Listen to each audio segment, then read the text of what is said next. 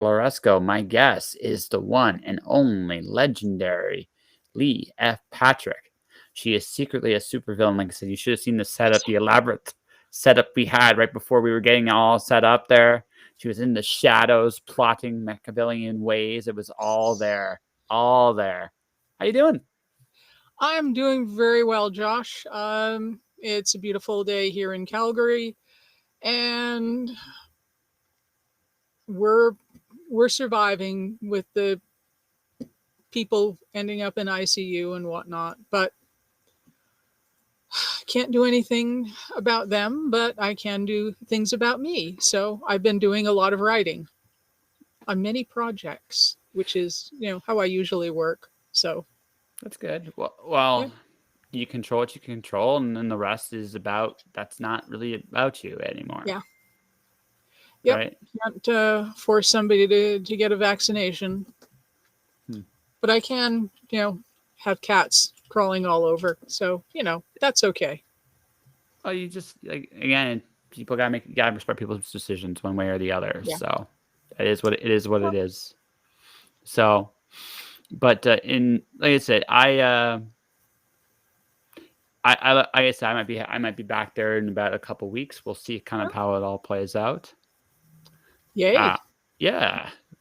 Well, it's gonna get. I want to get if I do come back, it'll be. I want to get back before all these mandate deadlines happen because I expect a very very high degree of chaos when they come into play. Yeah, it's going to be weird. We've got an election for the city. Well, all the civic elections are coming up mid-month, and then Why would you call an election and pandemic is something I will never well, no, understand. this is sort of the standard civic elections, not the federal one, Hmm. but Yeah. mayors and school boards and aldermen and all that. Mm. I was going through the list of candidates for the school board earlier today and going okay, well, this person doesn't think we should have people do anything they don't want to. It's like, nope. Hmm. Came up with two possibilities, so I'm going to do a little more research on them, and we'll see what happens, because of course, you know getting out and voting is one of the few things that one can control in the democracy we have. Mhm. Just choosing who is the better person, or the less bad one sometimes, but you know certainly trying to keep rationality in government is a sad thing, but That's we not. have to try. There's no such thing in a government. I Yeah, well, there it's isn't. sometimes why writing speculative fiction is so much fun, because you can go, hey, I want the government to work like this.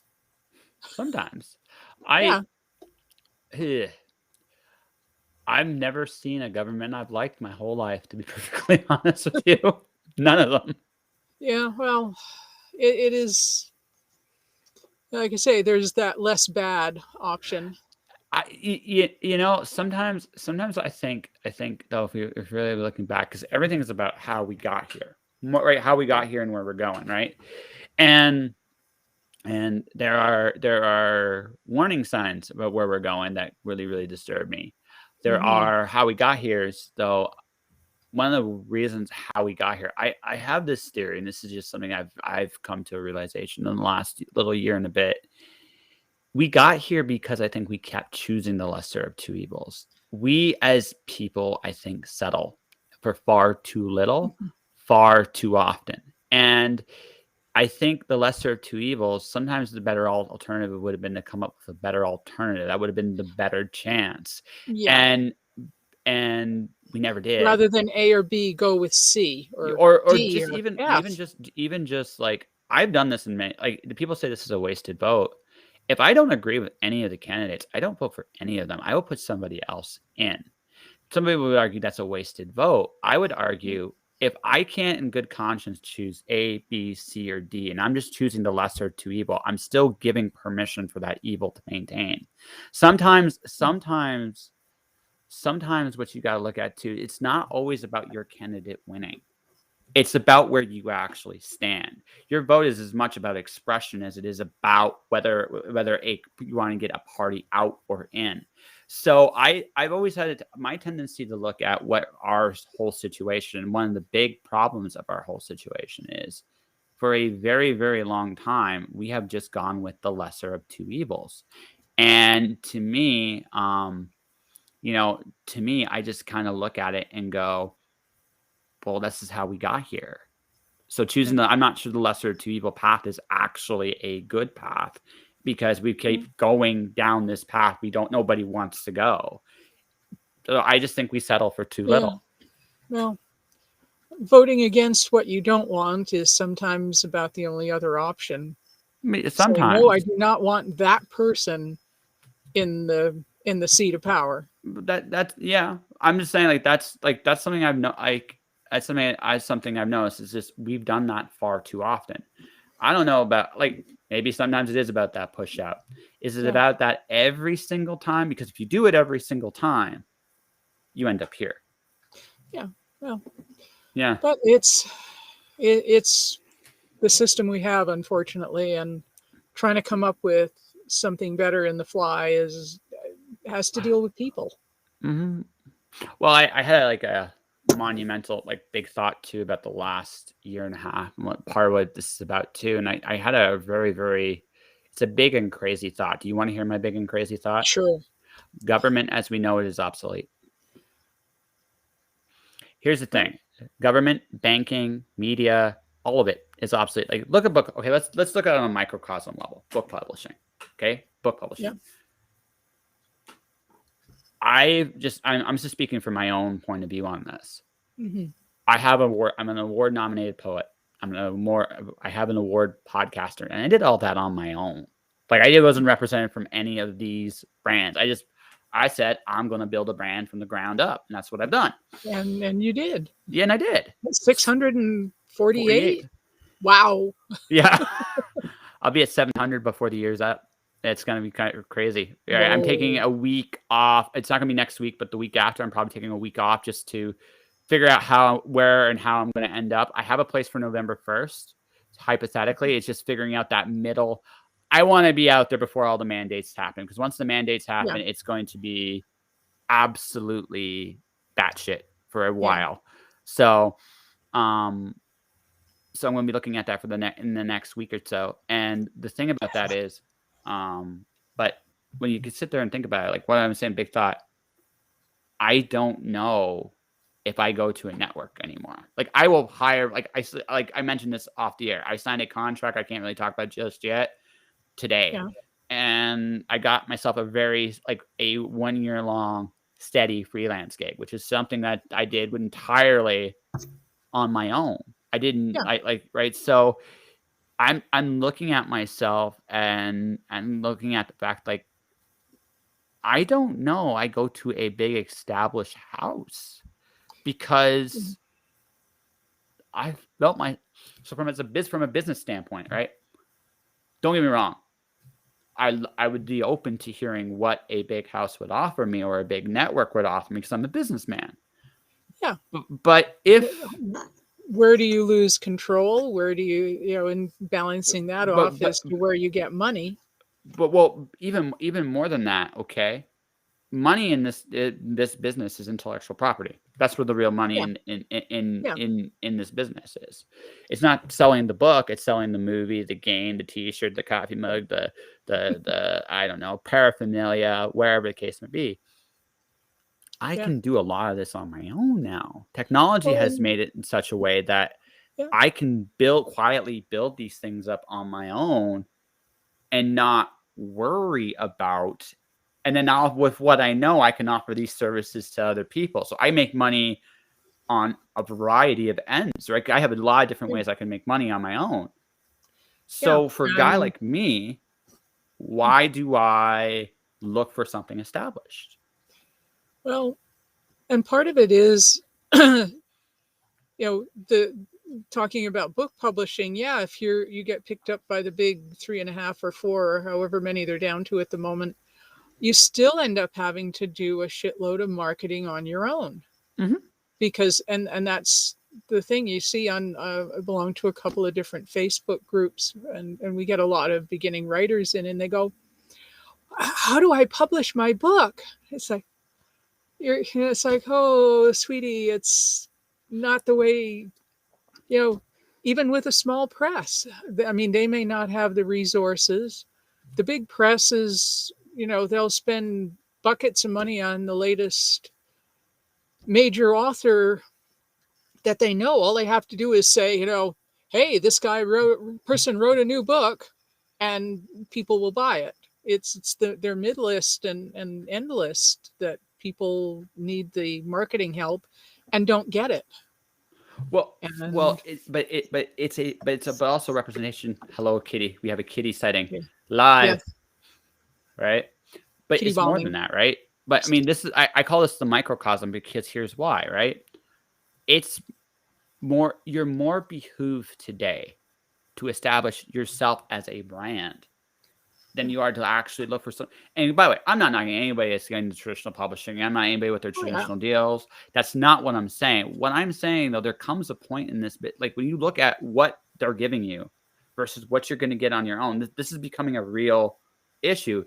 Traditional publishing is almost a niche, not a yeah. actual the way it is. It's a niche in the market, not anymore the It's not big the whole market. market. Not even close. It's not No. even close. So and the thing is, publishing kind of did it to itself. That's the other thing about it, like, because it's the combination of the way they've operated for a very long time. It's hard to change, but Yeah. it's also that's part of it, and that's on them. But the part that's not on them is technology has made it cheaper. Now let's go to Yeah. the big thought here. Okay, this is the microcosm. Here's the macrocosm. A community can be literally, there's no necessary boundaries. Me and you could form a community right now. We are literally talking to each other. I'm in Windsor, Ontario. You're in Calgary, Alberta. We are literally could talk to each other right now and say, let's build a city. You, me, Gary, and some other people. Let's just call it Stupenda, whatever we want to call it, right? We could, right? We could. We could. It's the technology is there. We have cryptocurrency, so we don't actually need a banking system anymore. If you Yeah. really sit there and think about it, we don't need it. We have social media, so we don't actually need traditional media to find news, right? Military and It police. keeps dumping into our Yeah, feeds all the time. exactly. So let's go one step further. You don't need you don't need you don't need you don't need a heavy police force. You don't need a heavy military. You still need some of that infrastructure, but you Yeah. don't need it to the degree we have it today. So if you sit No. there and look around at our system today, what's going on today right now, um, the big thought I have is there is a quiet war being going on because my belief is if I can see that we essentially do not need the system as we know it, I'm a smart guy, but I'm certainly not the smartest guy, right? Mhm. Then other big organizations that have been in power for a very long time have concluded the same thing. And what I think is what I'm thinking is happening right now, what big part of what's happening right now, because is you are watching a transition from these big, giant conglomerates, and you're going to see a hemorrhaging across the board for the next few years because again, technology has made everything cheap, right? Well, a Everything. lot of people have been working from home for a number of months, if not a year and a half now. Mm-hmm. And they go, well, why do I need to go into the office? Okay, let's go one step further. Okay, here's the bad side of this. Okay, if you're a corporation, why do you have an office building? Like, honest question, right? You might need a small building. Don't get me wrong. You still need sometimes to do meetings in person. You still got to do some like organizational things do require an in-person approach. But if you sit there and think about it, these giant skyscraping office buildings, they're not necessary anymore. No. Here's where homeowners I think are screwed. because Calgary's already done this a little bit, but it will go to another level about this, I think, eventually soon. There's going to be less and less demand for commercial office space over the next few years. So where is the city going to get its money from? And I think if you're a homeowner and you haven't paid for your house, you're kind of boned, I think, right? So, well, I mean, we've got all of these big skyscrapers downtown, repurposing them as into apartments or condos. But you can't make the same tax revenue that way. Like where a lot of cities make their money is those downtown is the business tax. Yeah, exactly. Which will not be there because a business can legitimately go to a city. Why am I paying this much money for this much space I'm using? I might as well just get rid of the space. I don't need it, right? So you're going to see that shrink. And so what's the city going to do to get revenue? Yeah. The housing market. Because you guys have already, again, you guys already hit the small business market a few years ago, even before the pandemic started. This is why Owlsnest Books is half of what it was. Yeah. Well, right? So you can see already, like if you're looking at this, the really big thought about what's going on right now is you don't need a big government anymore. You don't need a mainstream media anymore. You don't need a banking system anymore, at least the current banking system as it stands anymore, because you don't even need them to make money for you, right? Money can be digitally created via crypto. That's where well, part of the problem with the cryptocurrencies is the amount of energy it takes to mine that data block of Bitcoin. But there's new streams of coins being made all the time. The idea again, strictly, and again, that's going to take some time to settle into where. But what ones are going to succeed, which ones are going to fail? Well, there's always a back and forth on that. But I'm literally like right now on Discord, there are streamers creating their own Bitcoins right now. It's amazing to watch. The business end of that, like it's such a neat concept. But again, same point though, ultimately is this, right? You don't need a banking system for money anymore. You don't. So if you look at our system and everything that's been happening for the last year and a half, one could argue that a big part of that, what you're seeing right now, is an animal realizing a dinosaur realizing it's about to go bye-bye. and because the entrenched system wants to keep going as long as it possibly can. So absolutely. And when you see it like that, it gives a different light to what's been going on for the last 18 months as well. All right. And it's like, it makes sense. And that's the big thought I've had. And what we're going to be seeing for the next, I think the real battle for the next few years, honestly, is this: how much of the old system do you want to keep in place in the new system, right? Because obviously they're going to fight to get as much of that old system in place as possible to survive. Well, I mean, we do need some things like the fire department is, I'm want to keep fire department going as, Mandate's going to suck for people there too. Most people don't realize firefighters are paramedics too, and some of them are going to walk as well. Yeah. And a lot of, but I mean, with trying to afford infrastructure has always been a problem because, they've been repaving Crowchild Trail, which has been a joy to live near when they're scraping the old pavement up at, Dark 30. And it's really I can sleep annoying. through anything. It's my gift. Yeah. Well, but and then that's probably going to be another big source of city revenue. Like if you want your alleyway paved, it costs you money.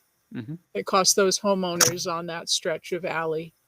It goes onto their property taxes for X number of years. It's amortized, so it's not you'll pay it all at once, but you are paying it for a number of years. And if all of a sudden it's like, oh yeah, we're going to pave your street, so here's your property tax bump up. And I could see that sort of thing having to happen just because, as you say, if the buildings downtown go empty, then Well, like, or even if they're they've got to filled. get the money to pay the firefighters and the police and the whoever else the garbage pickup too. We need them. But again, like I said, it's that's why I Yeah, kind of want to get entrenched where I'm going to be before the mandates hit, because yeah. it's going to be fun for years, let me tell you. Um, but But I'm just gonna keep writing, keep walking. I so, do three so days of try and get at least 10,000 steps in, and that's all then the good. rest of the other 4 days, it's like, yeah, well, I might get it, I might not, but I don't actively go out and walk. I do it every But day. Like for me, yeah, it's a must.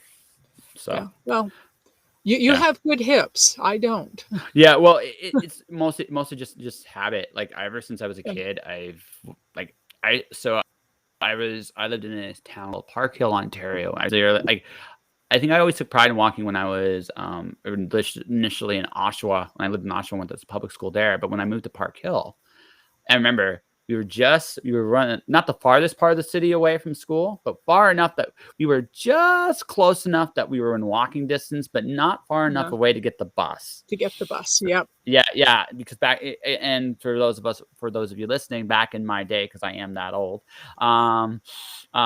it was, school buses would pick up kids from the outside district to come into school for X, Y, Z, and that happens in small towns all the time.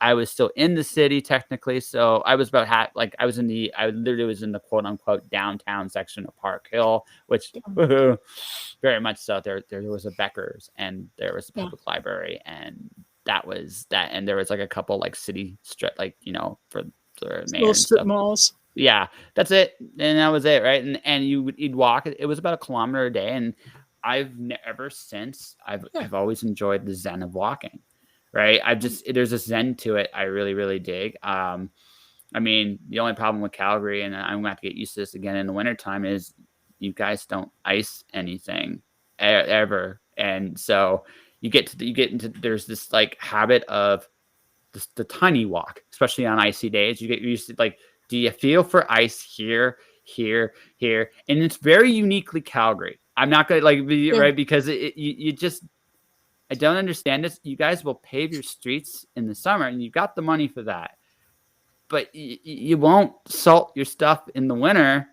And I always tended to think, and this is always maybe my crazy theory in my brain, like that's where you'd likely have more accidents, is with ice in hidden Yeah. places, right? Yeah. Well, I managed to break a bone in my hand a couple of years ago on St. Patrick's Day. I was out walking. So it's March. We'd had a really honking Chinook come through and melt everything, and then it snowed on top of that. So I I remember that. stepped on a, you know, absolutely pristine snow covered um, sidewalk, and then went and punched the ground, and I broke the bone right there. So I ended up went over to the ER because I went, well, this isn't right. It's not supposed to bend that way there. And there was a huge number of people who'd slipped and fallen that morning. Um, but it was kind of like, well, I'm sitting here waiting. I brought a book along, so I finished the book, and it was probably about yay thick. It was fairly thick, but a lot of hardcovers now, and it was when I'd taken out of the library. A lot of hardcovers are using. It's not just single space; it's like 1.15 or 1.2 space. Mm-hmm. So there's that little gap between the lines, but still, I managed to finish the book, and that included having time to chat with people and go, oh, how are you doing, and how did you get hurt, and blah blah blah blah blah. But yeah, But yeah, so actually, one of the things I like to do when walking is work out plots. I don't sit down at the keyboard and go, hmm, well, according to the map of the hero's journey or the whatever, or the three act structure, it's like, okay, what can I, okay, here's the situation, here's the people, what can I throw at them? And to make their lives miserable, and who's the big bad villain? And sometimes I don't know who the big bad villain is until, well, with one series I'd been working on, I was actually writing book 3 when I went, he's the villain. And then had to go back. I hadn't published, they're still all unpublished, but I had to go back to volume 1 and write in the scene where they the hero and the villain meet, and why the villain decides to hate the hero so much. And the hero is like, yeah, well, I left that place and never thought of that dude again. And then I find out he's the villain. It's like, what? Mm-hmm. But it Sometimes took, happens that way. yeah, it took, in, like I say, into that third book to go, oh, this is who it is. So I'm somewhere in the middle. Like I call myself a planter, in that I generally have an idea where the story goes. Like I generally know where it's going to go, how it's going to be, and I know I don't always know all the details how I get there, but I get myself there's some. little murky bits in between. Well, that's part of the fun, right? Oh, yeah. That's part of the fun, right? That's why I call myself a planter, because my current sequel to Alice is I knew exactly who the villain was. I know how the story ends. I know exactly how the story ends, and it as only a game of croquet in the underworld can possibly end. That's all I'm gonna say, right? Vicious sport croquet. People don't think it's vicious, but no. Listen, so far there was an evil version of Heracles, an undead Hydra. It's clear, right? An undead Hydra, and I have a dragon that doesn't sleep. That has, you can see the different personalities that come out of him, because he's awake for so long from his shadow. His shadow just changes heads as time goes on, so he's a little crazy, little delirious. So and this not is playing with the full deck anymore. Or either that or his bolts have come undone. Well, it's that Apu scene after 96 hours and no sleep. He thinks he's a hummingbird. He's well past that stage, right? He's not dangerous. He's not dangerous in the sense that he's evil. He just can't sleep, right? And does things without really realizing what it is that he's doing unto people. And well, yeah, so I mean that's a little dangerous. That's a different kind of dangerous than, say, someone maliciously evil. Now, the undead Hydra was like crazy, like totally absolute crazy. But the dragon is actually almost yeah, I actually kind of liked him, kind of liked writing him, because he's like, he's not a bad, he just doesn't get sleep, right? Yeah. So, but again, same thing though, I'm using elements because the real villain of the story is Jason of the Argonauts. So the structure of the story is very simple. I'm using a lot of Jason's mythology and contrasting it with Alice in Wonderland, which is a very interesting. It's an interesting story, because Alice, the Greek equivalent of Alice is Pandora. That's the Greek equivalent. So it's the idea is I'm taking a different. So it's croquet because it's Alice. Yeah. Right. It's because it is Alice. Right.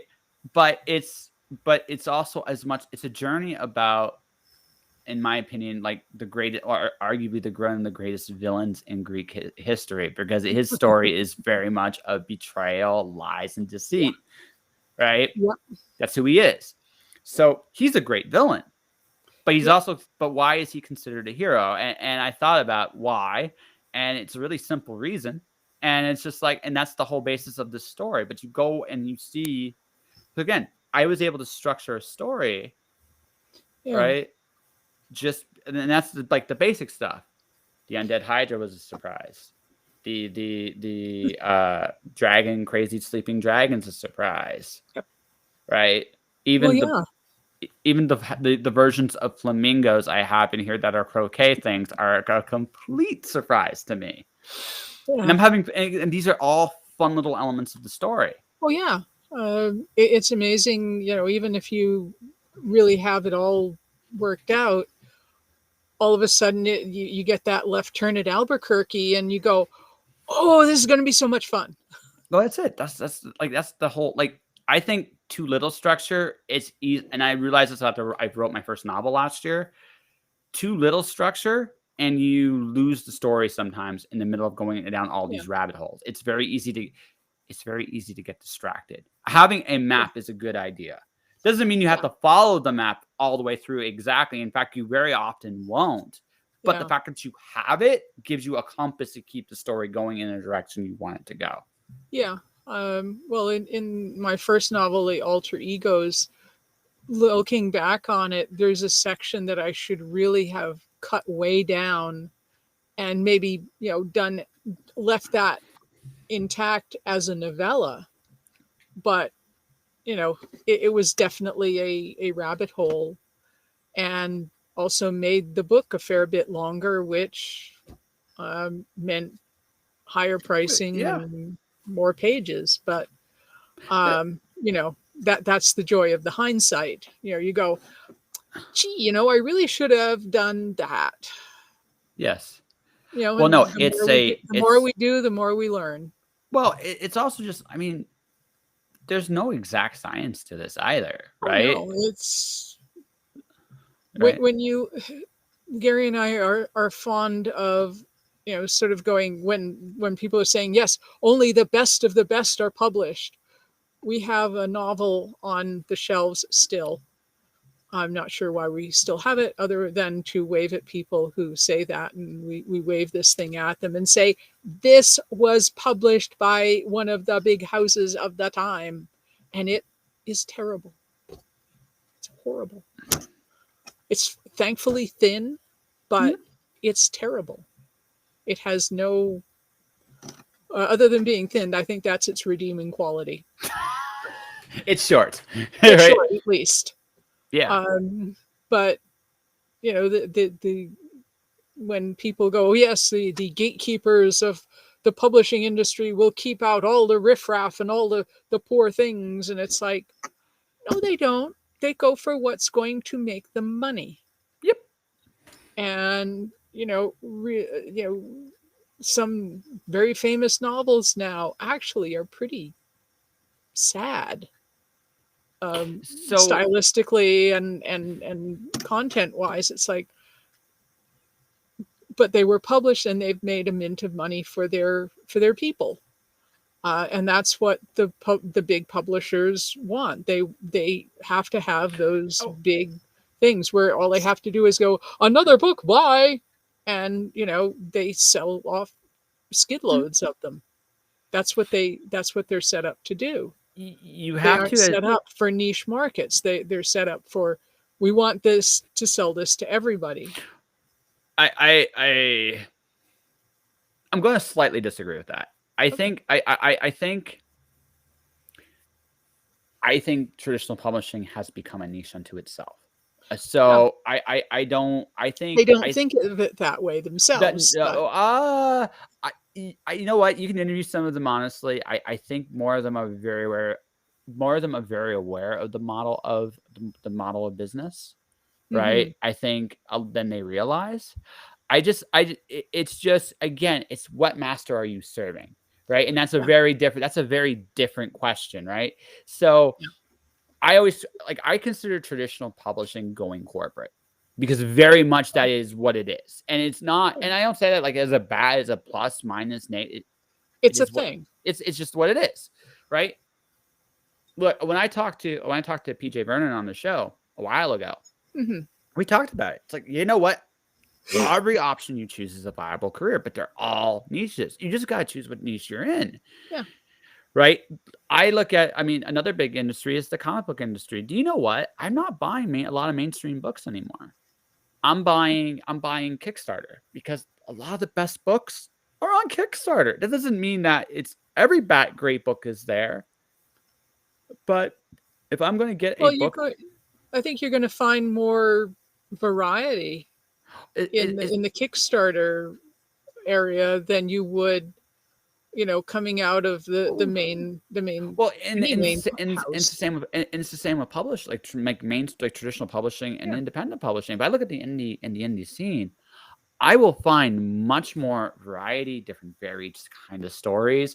I'll find like sometimes you'll find someone like Michael Sullivan, who's very much I love my traditional RPGs, like my traditional classic fantasy style story, because there's a yeah, huge demand for that.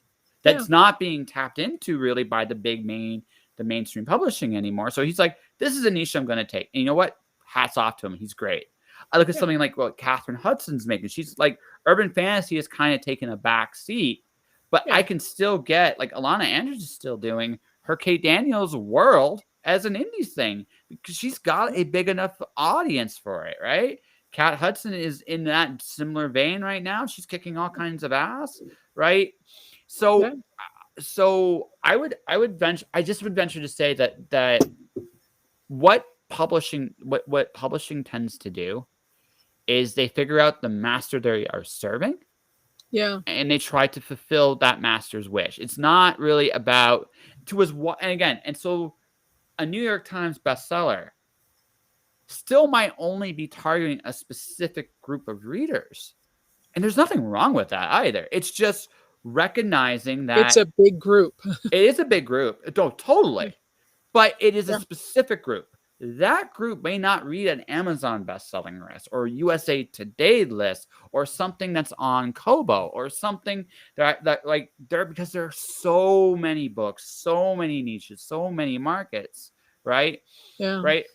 Like romance is a oh yeah, huge and traditional publishing does not have their fingers in that. Like they are a very tiny piece of that pie now. They're not yeah, even like right. So it's it's recognizing where things are yeah. going. Well, These more yeah, traditional lines of thinking or these more traditional ways of doing things are getting, even though the New York Times is still a big group of people, it's a smaller group than it was 10 years ago, yeah, right? yeah, for sure. I know, actually, quite a few years ago, some friends set up a bookstore, and they said, "Well, we know that romance is the biggest seller, so that's what we're going to concentrate on." Mhm. And probably two-thirds of their stock was romance, and they had people coming in every month, buying a stack of books. They were also in the Society for Creative Anachronism, as Gary and I were at the time, and so they had some science fiction, fantasy, whatnot, and you could special order through them, which was like hallelujah. I don't think I knew about the Owl's Nest back then. It may not have even been running. This was quite a lot of years ago. I Uh, but it's having and but by concentrating on that niche of romance, they did pretty well for a number of years, and then they went, we want to do other things, and they shut it down, which was like, oh, sad. But that was what they had to do. I think there was also some issues with their lease, because they were leasing storefront space. But it's you know and actually, there's been a lot of people going, don't buy from Amazon. Well, the problem is that a lot of indie authors and small press authors depend on Amazon to for their sales, because you're not going to find them at the local chapters, or asking Owl's Nest to bring in that particular title from Amazon means you're going to be paying quite a lot more for it. well, it makes it Amazon's an interesting. Yeah, They're a tough beast to really hit. it's the 800-pound gorilla, or Well, 800-kilo gorilla. Yeah, they're the whichever. reason, by the way, the New York Times list has shrunk. Like, so the good about Amazon is it's made everything cheap. The Yeah. bad about Amazon is it's made everything cheap. Um, Yeah. right? It's a I'm a sci-fi writer. So me going wide is not necessarily as beneficial to me as it would be to someone that's writing a mystery or a thriller, Yeah. right? Those do a lot better going wide. Part of that too is also I've been establishing myself as a freelancer, doing different content things all over Yeah. the place. So I haven't taken the time I need to at this moment in time. Right now that I'm a little bit more settled in having regular like I Income get good. regular income as a freelancer, which is Yes. super. So Yeah. it's not. Yeah, I realized like the other big change is I realized I'm not really employable anymore. I don't have I just don't have the mindset for it anymore. Yeah. Right. Listening to somebody tell you what to do with your job, and you know very well that it's not done that way. Well, actually, I don't really care about that. Here's why I don't fit it. I learned a long time ago that I'm not paid to think here or care. Yeah. I am paid to do a job. And that sounds like a really terrible thing. Are you there, son? Are you there, Lee? It sounds like a really, Yeah. really terrible thing, but you realize too, like if they really wanted your thought or opinion on something, they'd pay you more money. I had that thought a long time ago, and I recognize that. It's just like you're not here for my thought. But here's the thing. Like one of the last places I worked at Windsor, they put me on this job they never trained me for. They showed me how to do it for like a minute, and it pretty much left me to my own devices. Right? Yeah. So I'm not gonna care. Here's the thing. If you don't care enough to put me with somebody to show me the job, get me comfortable with the job, work at the job till I'm good at it, and then you let me go, right? Yeah. Then why should I care at Yeah. all? Right? That's my mentality. I'm guiltless. Right?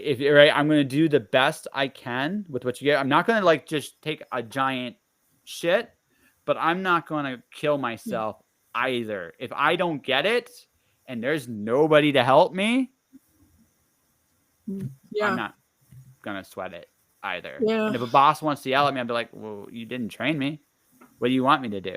And so again, I'm No one guiltless. said that you had to tick off the box on the form that's behind the disused lavatory around the corner and down 3 sets of stairs. Yeah. Yeah, just that like I don't care. Like that's just it. Like it's one of those things like you show me what to do, you show me how to do the job, I'll do the job and I'll do it to the best of my ability. I may not get it all right on the first go, but I'll give it Yeah. my college try, right? I'm not going to just like do nothing. But I'm not going to I'm not going to kill myself, especially if No. especially for a very low wage. I'm not going to do it. So No. I'm looking at it, and that's how I look at it. And I will talk to my boss like they're a person, not like they're my boss. And that's when I realized that I'm not an employee anymore. I don't have that mentality. It's gone. Yeah. I Yeah. flushed it down the toilet. Right? And it's never coming Yeah. back. Well. Yeah. And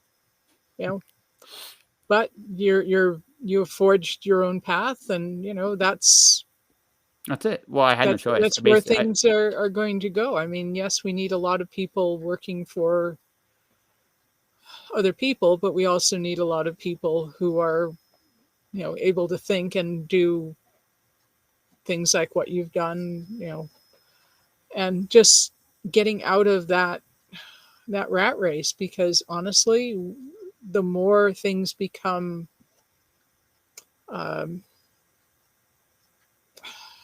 not I can't think of the word right now, but automated and things like that. Why do we need somebody to do that? We need people doing other things.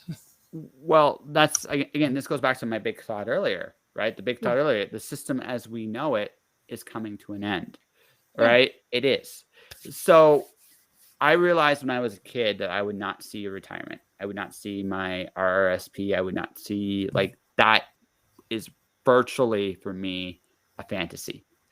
right? Because I've watched it with my grandmother when she was working at a bakery in the 90s even lose her pension because the company changed their name. And I saw that in the 90s, Yeah. right? I don't like I have very few illusions about what is if I don't craft my own path now, I'm not going to have any choices later. Is pretty much what I realized this at a very young age. Now when the pandemic happened, and this was like I had worked at that company for almost a decade. It's like, do I want to work longer? And I just like, nope. that was it. Like, no, I'm not doing that. I'm Yeah. not like I'm done.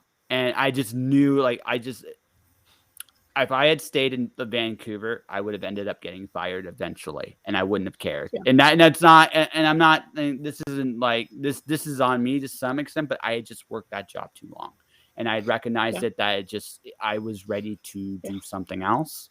And so the first year I freelanced, it was more like, okay, what if I fail? This time around, that wasn't my last job. My last job, I was there for 3 days. I did everything right, and they still let me go. And I don't know. And to this day, I don't know why. I don't know why. I have no idea. But I just took that as a sign that The I'm not universe meant was to. booting you out. Yeah, well, that's it. Well, that's just it. It was just Yeah. sign. So the very first week I did it. I literally made in a week $1,000. Now I don't always make that, Well, but no. but the thing is like I can do this, and that's a Yeah. very big. So the difference between me in the first year and me now is, first year it was like, what if I fail? And I'm always had that little fear in the back of your mind. And a Yeah. little fear is good, but maybe not to that mindset wasn't necessarily the best. This year it's like, I'm just gonna fucking do it. That's it. And I'm not even gonna. I don't even think about the other stuff. Just like, I'm just gonna do it, and I Yeah. don't care. You know. Yeah. Well, it's, a lot of people just get hung up on the fear, and then they're stuck. Or like the people on some of the writing groups on Facebook. I've rewritten this thing 20 times. When is it going to be good enough? And the answer is, well, never. Because you're always going to find something when you go back and reread it that you go, geez, no, I didn't really do that right. Or this is kind of, wishy-washy, but at some point you just need to, boot it out into the world and let people have at it. But or any kind of other thing. It's like, no, I'm going to keep working this job I hate in order to have enough money to do whatever I want on the weekends. I had one of those jobs when I was an awful lot younger. When I was going to university, I had a job wherever my dad was working, and he worked in places like jewelry factories. So, the little cards that the post earrings come on, Yes. that was done by hand at Oh, the time. It still might be done by hand. I have no idea.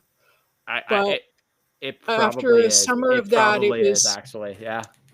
made me. I mean, the people who worked there, they were perfectly happy doing that forever.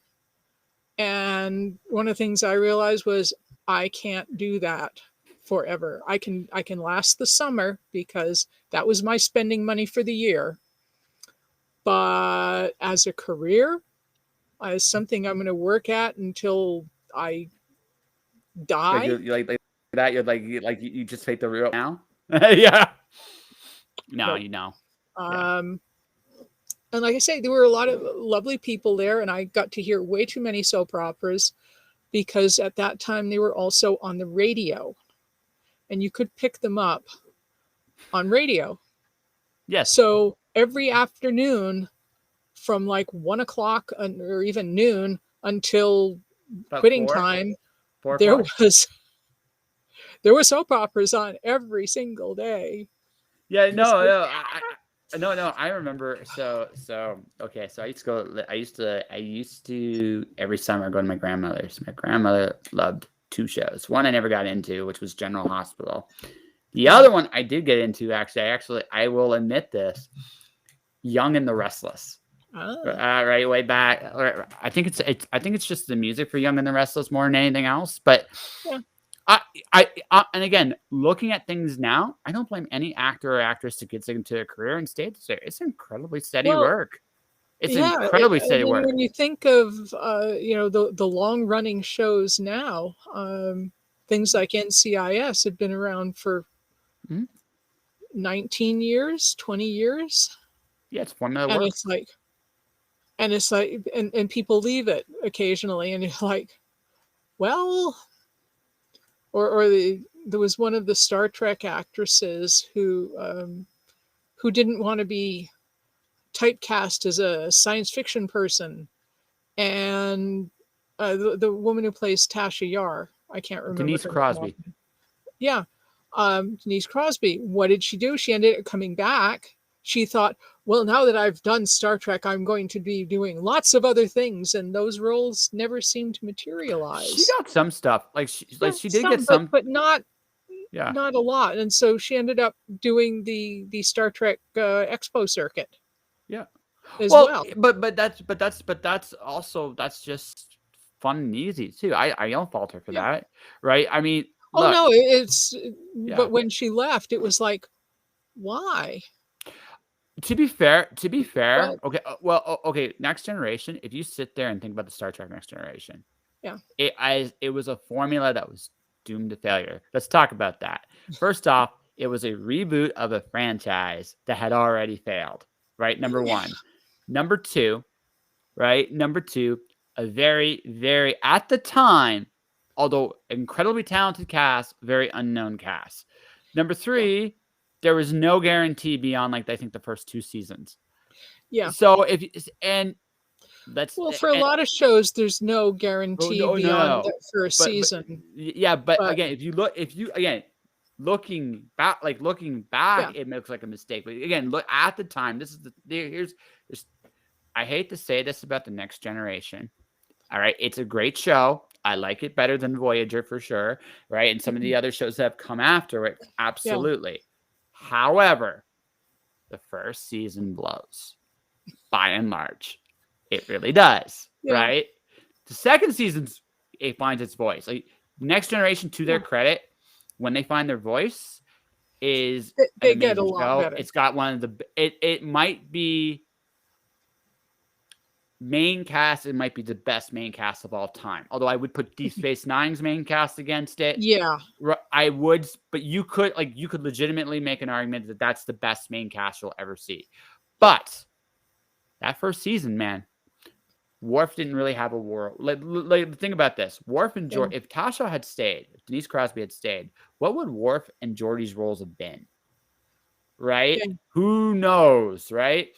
And what a missed opportunity. I actually think at the time it was the right move for her. I think that I think what no one could have predicted is that because when they found their voice, Star Trek yeah, cooks. I mean, AI isn't it? Like yeah, Next Generation up until I'd say season 5 is incredible.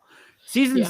Season 6 and 7 definitely have some ups and downs, but they Yeah, well, don't. But a lot of season, a lot of shows, they get to the point and then they go, well, we've done all of the things in the idea book. well, yeah, What do we do now?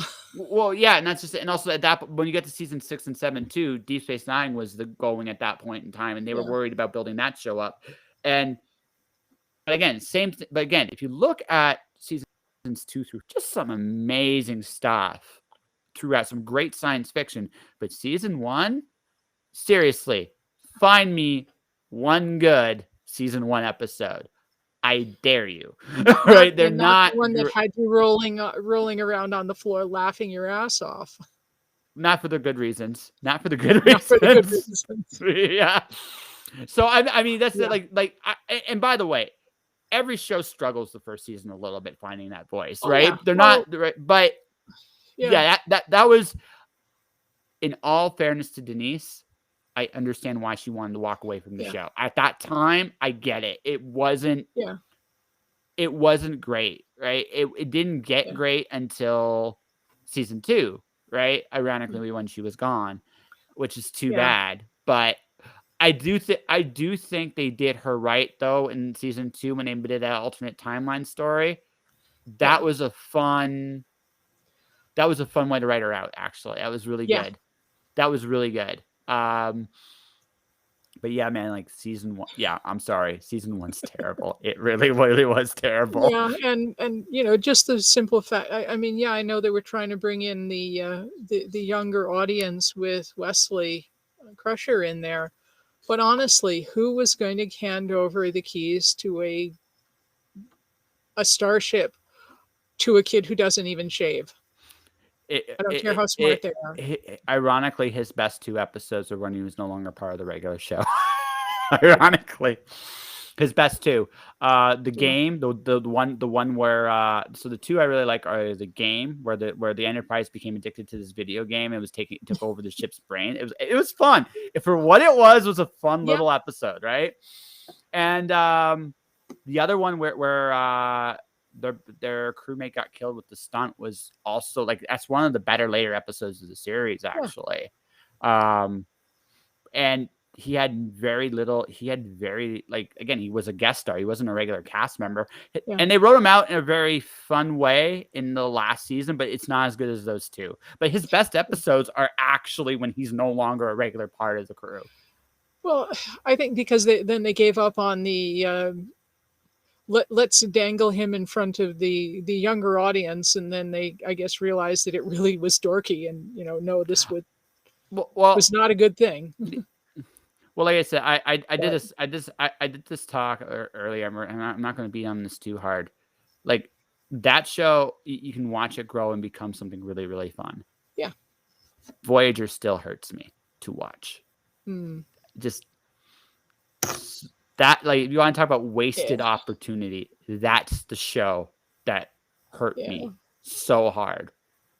Right? Deep Space Nine is my favorite of all the Star Treks by a shot, right? I like it better than Babylon 5, but only just. If you like Babylon 5 more than Deep Space Nine, I will understand completely on that one. Well, when Babylon 5 first came out, we actually gave up on it halfway in the first season, and we're like, cannot they get the idea that the captain of anything is supposed to be the one who does all this stuff? Because you have people to drive the Star Furies and blow up asteroids that are coming toward you. You have people to do this for you. Is not the captain's job. Yeah, but that's part of the thing I have with some of my writing is this the person who would actually have to do this? Sometimes the biggest thing I remember about Babylon 5 is for the first 4 seasons, they had no budget. So sometimes, they had no budget for the first 4 seasons. Yeah. The 5th season, ironically, they had a budget, but the first half of that season is not good. It's okay, but it's not good, right? Yeah. Especially when you compare it to seasons 3 and 4, it just does not. Oh yeah. The second half is okay. The second half's okay. I like, you get to the point where Garibaldi, I'm spoiling something from 1999, ladies and gentlemen. Deal with it, right? When Garibaldi starts drinking again, and it's not because Garibaldi starts drinking again, they just get into the part of the story where they're wrapping everything up for the whole series. All that stuff's really good. All of it. It doesn't. The first half of the season, you can kind of tell that there are a couple, like the way the pacing of it worked, that they did not, the material for the first half of the season was thin in comparison to where they were going. Well, they couldn't start a lot of new things because they knew they had to wrap it up by the end of season, because I it was not going to be a season 6. I still think they wasted a golden opportunity on the fact that, okay, so the couple episodes I really didn't like. The episode where the Rangers took over an episode, standing up to the local like hooligans that were on Babylon 5. I thought would have been a much better served, because you only had so this isn't quite a fair comparison, but this is how I'm going to do this. So the most underused character in DS9 is Ezri Dax. Here's the thing. I can't blame her. I can't blame the show. They just had one season. They had a lot to wrap up. But to their credit, even in spite of that limitation, they tried. There are some really fun Ezri moments in season 7. They have they went a little above and beyond, giving her some interesting episodes, some interesting character development. Now, obviously, they never could finish some of the stuff they did. Yeah. How? But it came to a resolution. Okay, like for example, her and Tobin, the fact that she actually had a better relationship with that part of her symbiont compared to some of her other ones, that she had to use that and it changed things. That's an interesting character wrinkle, right? That they'll never get the chance to fully explore. But I like the fact that they at least developed it. Now, Babylon 5's equivalent was Captain Lockley. Okay, you had Lockley for the first, so you had essentially half a season, right, to develop her a little bit more. And you could have taken a couple of those what I would call filler episodes, and you could have done something with her. Now, I'm not saying you resolve anything with her, but the idea that you actually, because Ivanova was not there, because Ivanova, right, you had this like gap that you could have developed a little bit more. And that to me was I would have rather have seen one or two more of those episodes than go a little extra on Lockley, because she's only here this season, right? And right. That would have been the big difference, I think, between again, doing it all over again. And I'm sure if I interview Jamie, it's like, well, that's easy for you to say now. It's like, yeah, it is. Absolutely. Right. But that's kind of how I look at, like, again, the first half of season 5 is only okay. It's not bad, but I like, especially compared to season 4, it's only okay. It's that's all. Yeah. Well, with you ended the Shadow Roar and you liberated Earth, and you did all that in like 22 amazing episodes, top to bottom. Like, that season's incredible. They kind of went, they could have actually, taken that, had that spill over into season 5. It would have given them a bigger bunch of things to do. Yeah, no, that is the thing. Like, they didn't know, so that's why they put everything into season 4. They don't, right? When they were originally going to be canceled season 4, that's why he did what he was going to do. And then TNT bought them for season 5, because he also had another series he was developing at the time. Well, the one with the Rangers. Yeah, Crusade. Which only lasted the one season. Yeah, but again, everything, all things being equal, right? It's just one of those. It's one of those things where you look at it and you go, okay, and I bring this up like this, where it's like, so I had, like, circumstances were what they were. They were a much more chaotic show than Star Trek was. They didn't have the money and the funding, which is why, again, if I'm just, again, considering everything that was done, considering what Babylon 5 did for television, I think if someone went to me, Babylon 5 is the better show, I wouldn't. It's like ice cream, vanilla or chocolate. It's good either way. Do you prefer your vanilla and I prefer my chocolate? I don't care. Like, they're both good shows. That's how I look at it. It's like, they're both good shows. Right? Whatever you want, right? Pick your flavor, right? Or you watch both and go, we got good TV. Right? But But if you had to Yeah. pick one and only one, like I just for me, the reason why I picked DS9 is because the show is good when the guest cast have almost as deep of character as Yeah. most other shows' main cast. Yeah.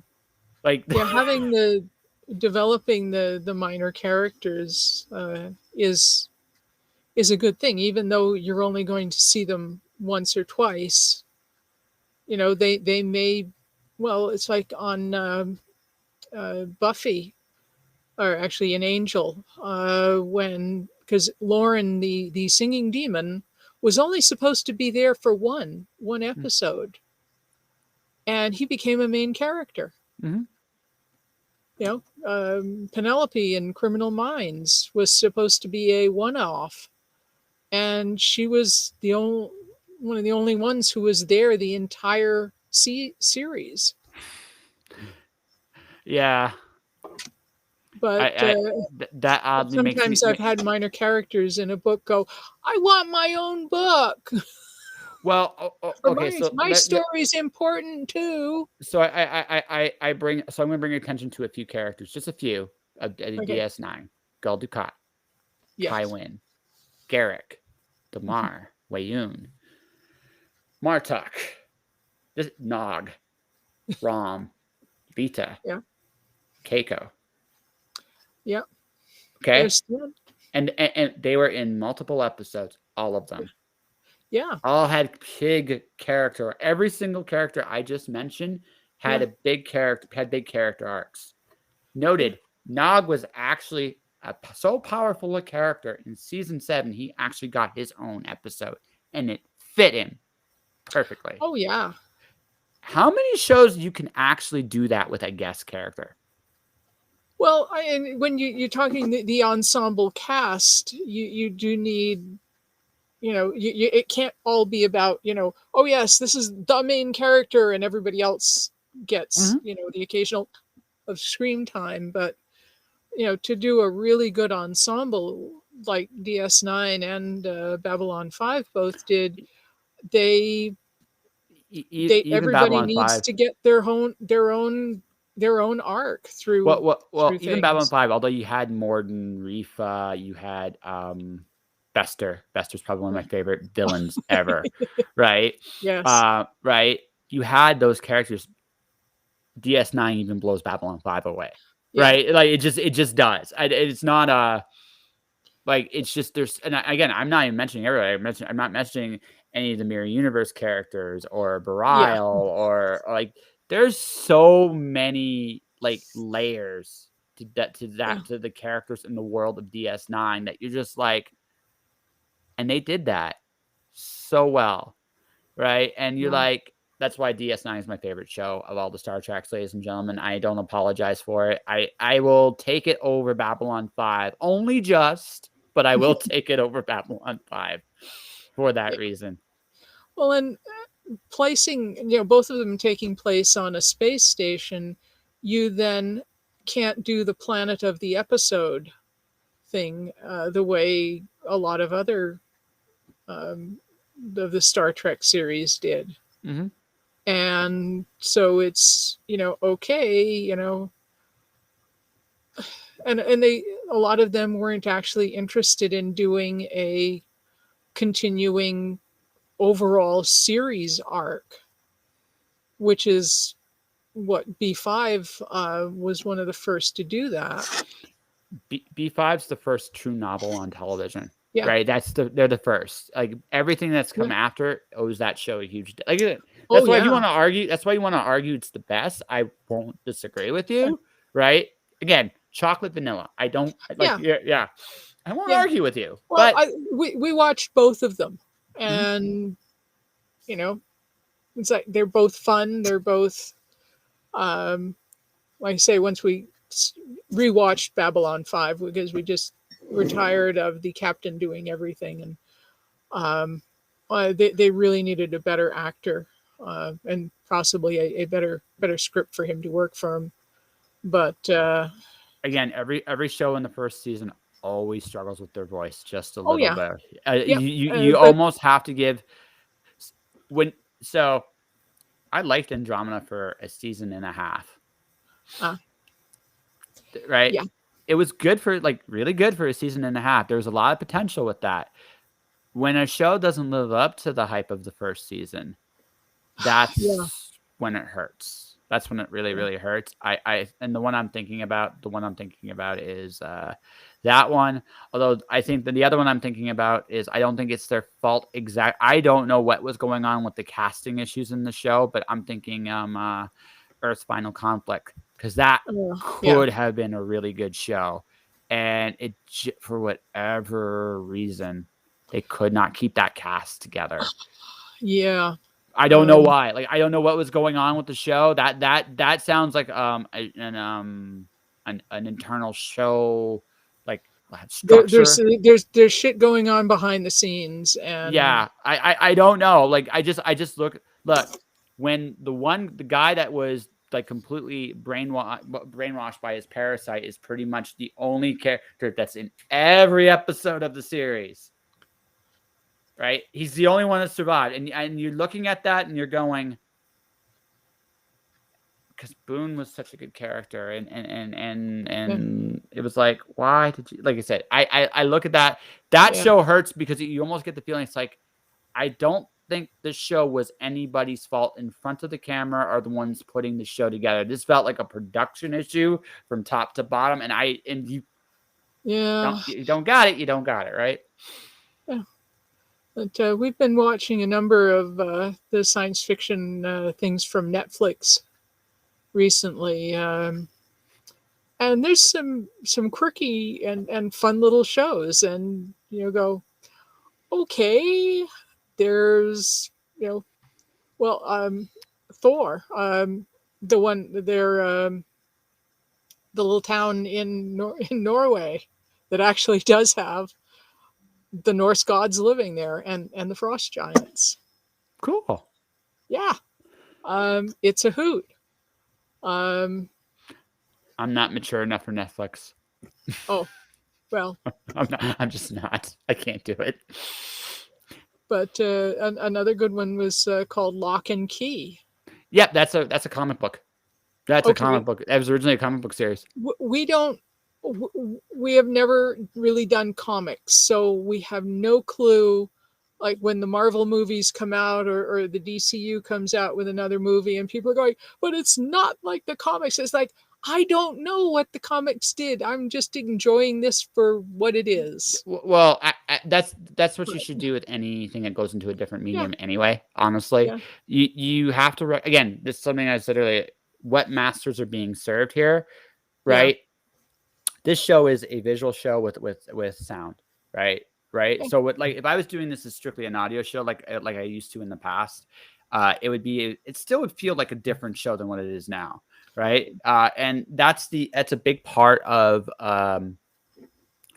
just planning, set design, things of that nature, right? There's just mediums create different stories that you can tell.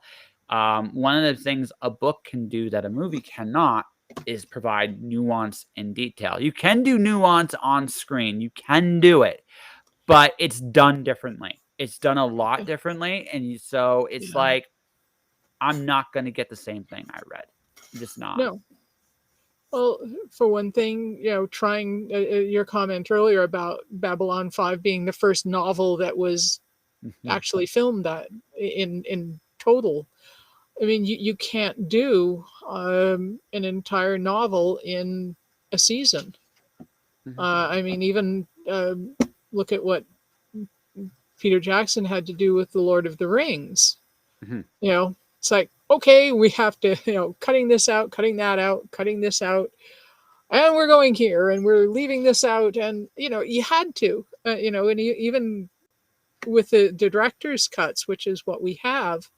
By the way, it takes about 11 hours to watch all three of the director's cut of Lord of the Rings.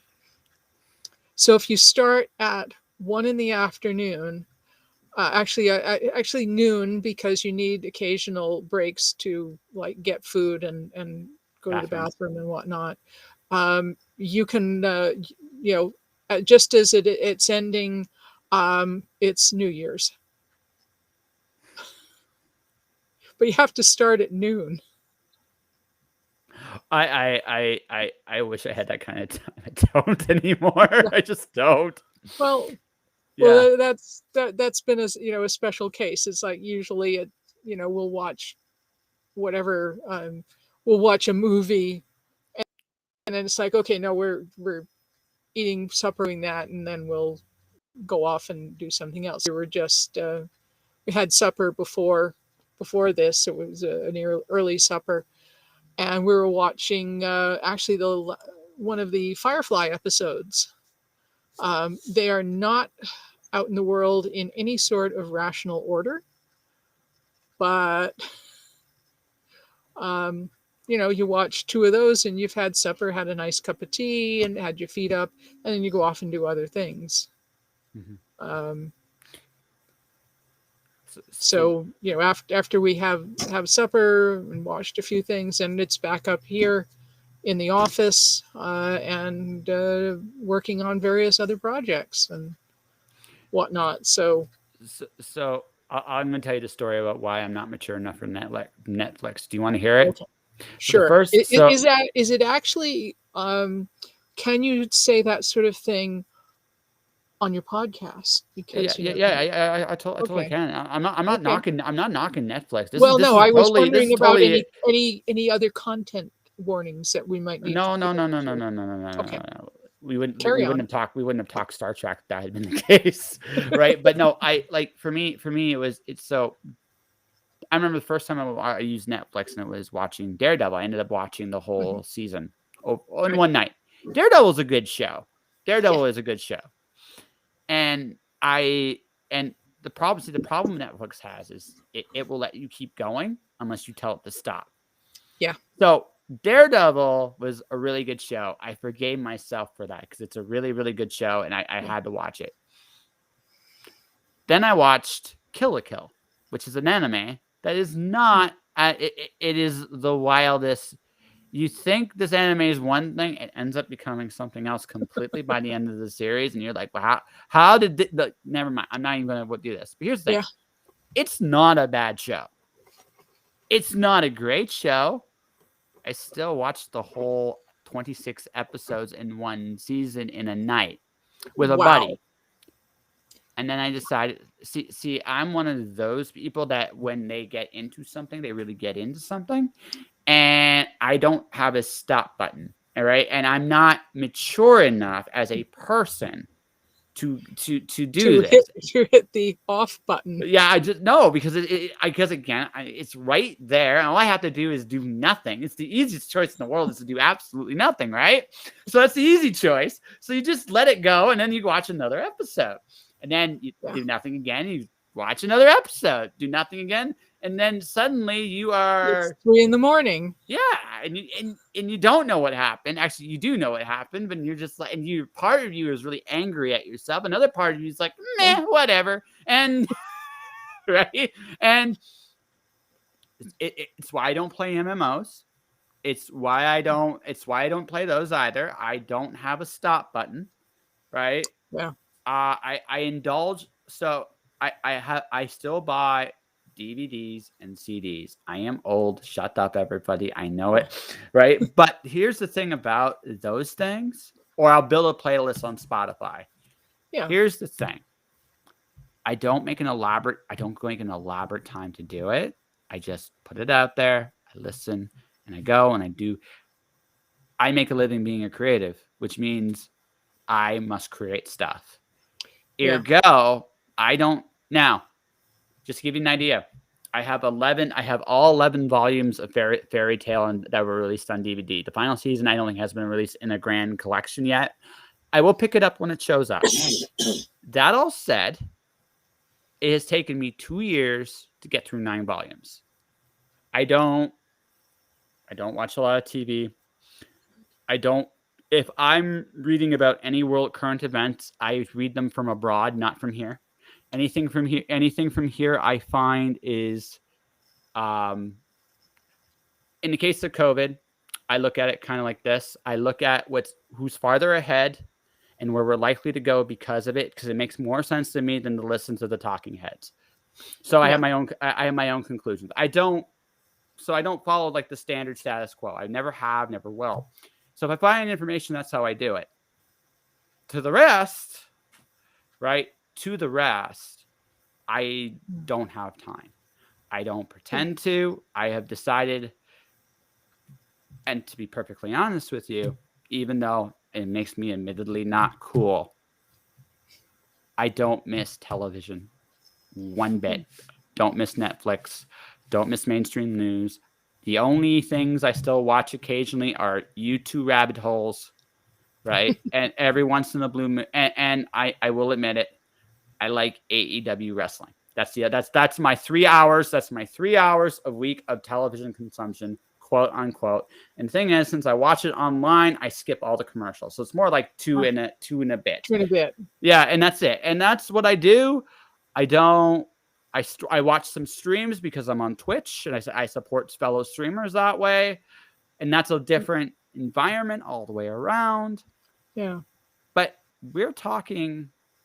If you include streaming and YouTube rabbit holes, I probably watch 6 hours of content a week. I'm not cool. I'm not coolie. I'm just not cool. But it's what it's your part of you. Mm-hmm. So I say we mostly watch TV whilst we're having supper. Mm-hmm. And that takes place somewhere else, not in this room, which is kind of nice. Mm-hmm. I do go down occasionally the rabbit hole of videos and whatnot, although we've been both of us watching the about the volcano in Iceland. Mm-hmm. Occasionally, so it could be up on the running in the background. I made sure they were shut off because I was on a Zoom meeting and there was this in my headphones. I'm like, what the heck is that? Turned out it was the sound was on that live feed from the volcano, and it was the volcano burbling at me. Mm-hmm. Yeah. So it's like, well, no, shut that off. Did it swear at you? Did it say 4 and 5 letter words? Well, I just kind of went, oh, bother. Yeah. I don't think I said anything. No. I'm saying, did it say anything to you? It was just burbling and okay, and now, of course, the one in La Palma, which is now building more island. Ah. Did you hear? I've heard about the volcano. I have heard about the volcano. Yeah, it has hit the water and is moving out to sea. Yeah.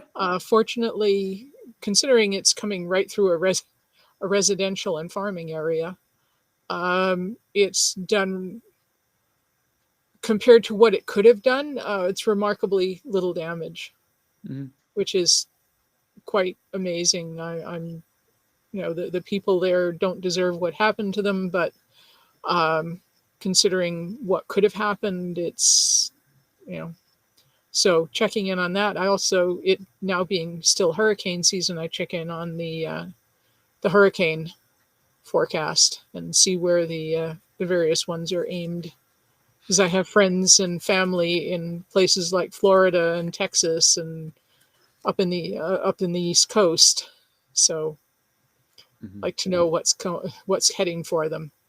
No, I do keep an eye on the weather somewhat, but though I was aware of the volcano. My dad showed me some stuff about it last week. Yeah. I haven't been following it too close because I just helped him move his store, and I've been just quietly like getting ready for my wonderful gig I told you about off the air, and just getting ready to, like I said, slowly it's seemingly becoming, who knew? I might be good at this freelancing thing, but don't tell anybody. Shh. All right. Yeah. So what about you? Like, I mean, when we talked last time, gave you this idea of doing an Amazon takeover for all your books. Yeah. I haven't gotten. I've gotten some of them out, and I've been working on more. I have another short one in the Alter Egos universe going to be coming out probably before the end of the year. But I've also been doing a lot of ones on my shifter novels, and now I tend to write long. Mm-hmm. Uh, Nothing wrong with that. well, I was invited to submit some drabbles to an advent calendar, and I got 2 of them in, and that's whoops, yeah, the, Drabble dra- advent. the Yeah, that's it. That's it. okay. Yeah, I have 2 of them in here. 100 words. Pain in the ass trying to write something that short. Twitter has been helpful for me for that. You learn how to write a lot more concisely on Twitter, actually. Yeah. Yeah. The thing is, I took at the Wine Country Writers Festival, which is based in Penticton. They went virtual this year, and I did um, went to one of the things on writing flash fiction. And Finian Burnett is a marvelous person. Um, they went through here's how you write flash. Your first 2 or 3 sentences have to do this. The next 2 or 3 have to do this. Then you get 4 or 5 for this, and then this, and then this. And I actually wrote a flash story that's set in the world of the Carina Project, which is a science fiction one from long ago that's up on various places. But I actually wrote a 248 word story that made sense mostly. It's now up to about 600 words, and I'm going to start looking for a home for it. And Lots it of was good like, homes for it. There's lots of good homes for stuff like that. yeah, there are. But I'm also working. Another one that's going to be coming out soon is um, a sequel to the Carina Project that's taking humanity, where humanity has gone out to the stars, and there are trade routes and people doing all kinds of fun things.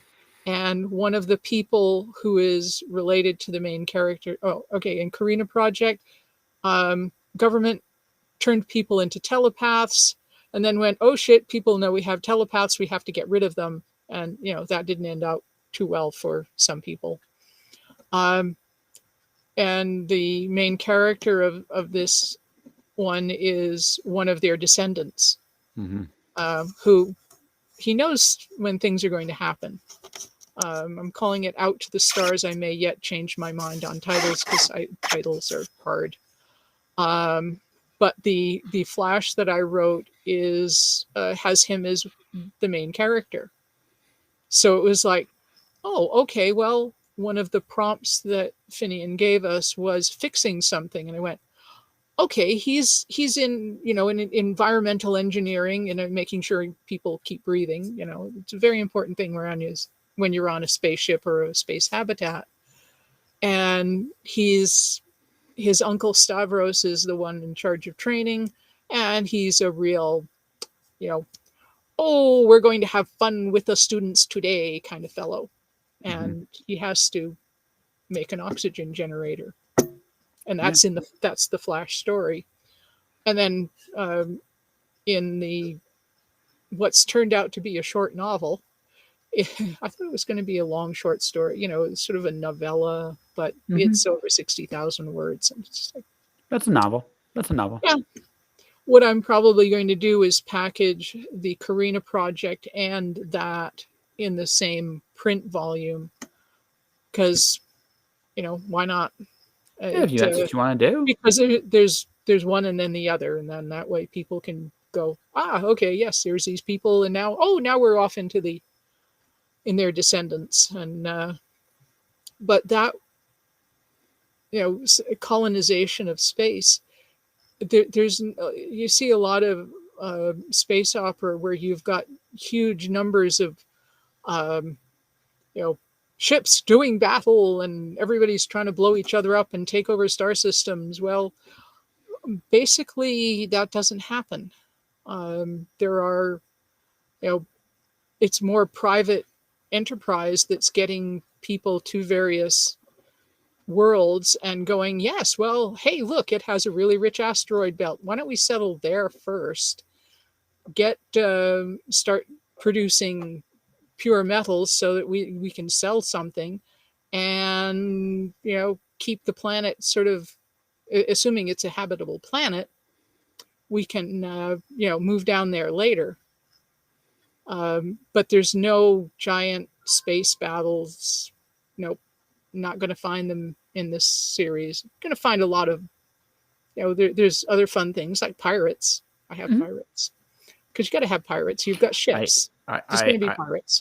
I have so I do have one book I am going to be doing traditional at some point down the road, and it's a race inside a star, and there are pirates that show up in the middle of the race, because why not, right? Pirates. Why not? Yeah. Add a little chaos to an already chaotic concept. So that's just because pirates are fun, and who doesn't like pirates? They are. I'm going to be a pirate when I get back to Alberta. Just warning. On the South Saskatchewan? Probably around 91st Avenue. Yeah, I'll be a pirate. But I'll be an amazing pirate. So. Yeah. And then the other thing that's coming out real soon now is Volume 3 of the Coalition of Shifters novels. First one was Lonely Together. Whoops. And then Always My Love. You can tell he turns into a cougar.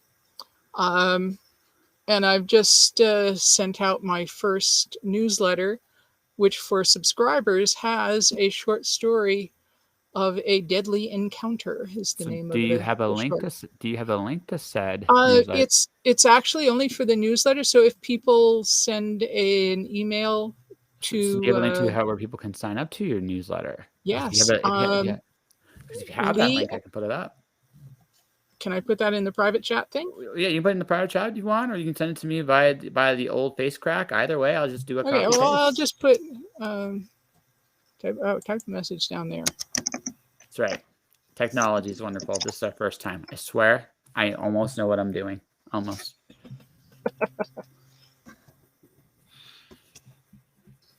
So that's that, and I'm on Facebook as. So you don't actually have a link to the I don't have a link right now. I'm going to be setting up some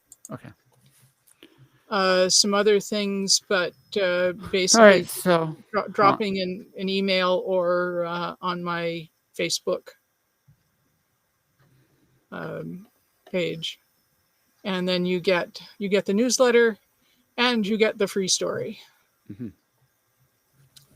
There you go. I'm trying to think up the title for the third one, because both of the other ones, Lonely Together and Always My Love, are slight changes to 1970s or 60s popular music. Mm-hmm. Like Lonely Together was originally Happy Together. Mm-hmm. And Always My Love was Never My Love. So trying to get that, I should have come up with a title for each one before publishing the first two, but yeah. Well, it gives you a cool marketing tool too, because you can actually make if you want to make a concept album, and make it like a 60s, 70s riff, right? So, what would a trippy record look like? Make this really I'm serious. Right? Have fun with stuff like this, right? What would a really trippy look like? And then on the back, you have a track listing with all the books, and you have these little icons that fit that, and then if people click on them, will actually link to the books for sale, right? So you almost would have a song. You'd have a song book, right? Yeah. Um, but yeah, they're just that slightly bit different. But the um, the fourth book in the series is probably going to be Morning of Destruction instead of Eve of Destruction, because all kinds of shit is going to happen there. I thought it was Hmm. originally going to be maybe 2 or 3 books, but with all the things that I've done to this poor guy, Ethan. One's enough. You're done. You've had your No, fun, it's buddy. just like, oh yeah, hey, we can. Oh yes, and we have to do this, and oh yes, let's do this other thing. Um, but yeah, we've got some crazy religious people and just all kinds of fun stuff, and they're going down hard in part 4, Mm. and these religious people think that shapeshifters are the spawn of Satan, Mm. and I've also I have the backstory for why they think this and who told them they should think this.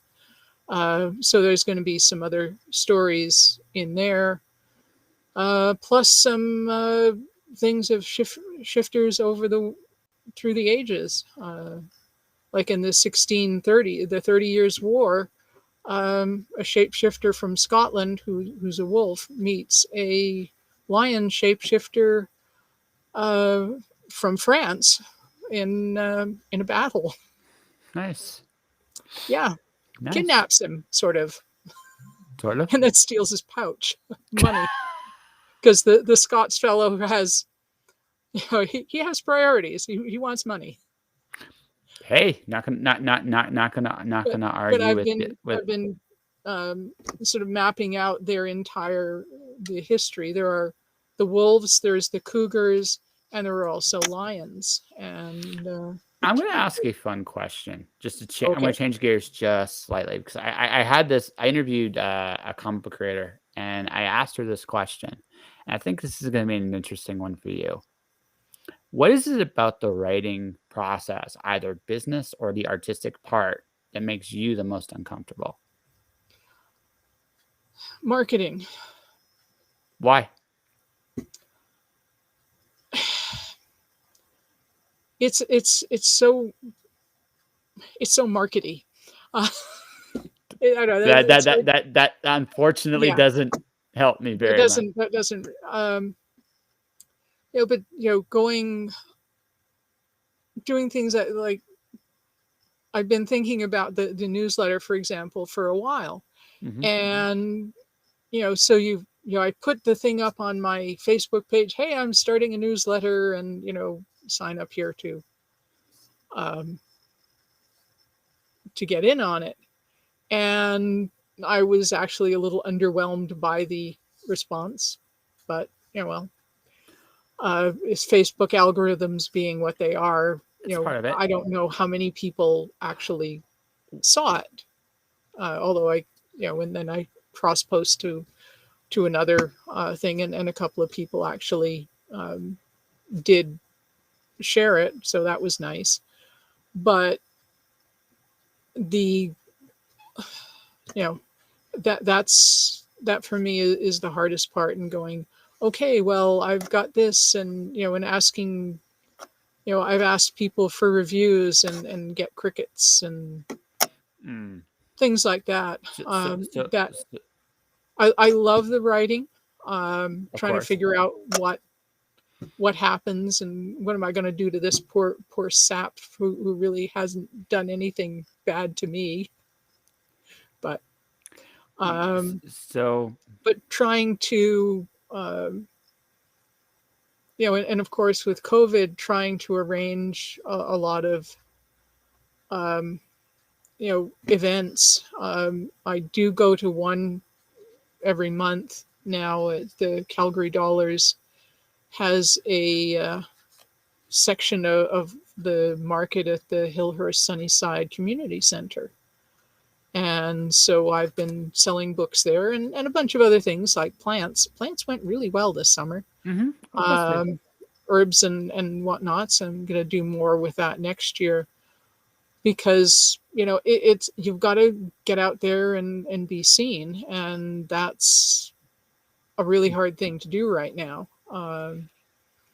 Which is one of the reasons when you posted, "Hi, I need somebody for Friday," and it's like, please, because it's like, Okay. yes, I can. Oh yeah, yeah.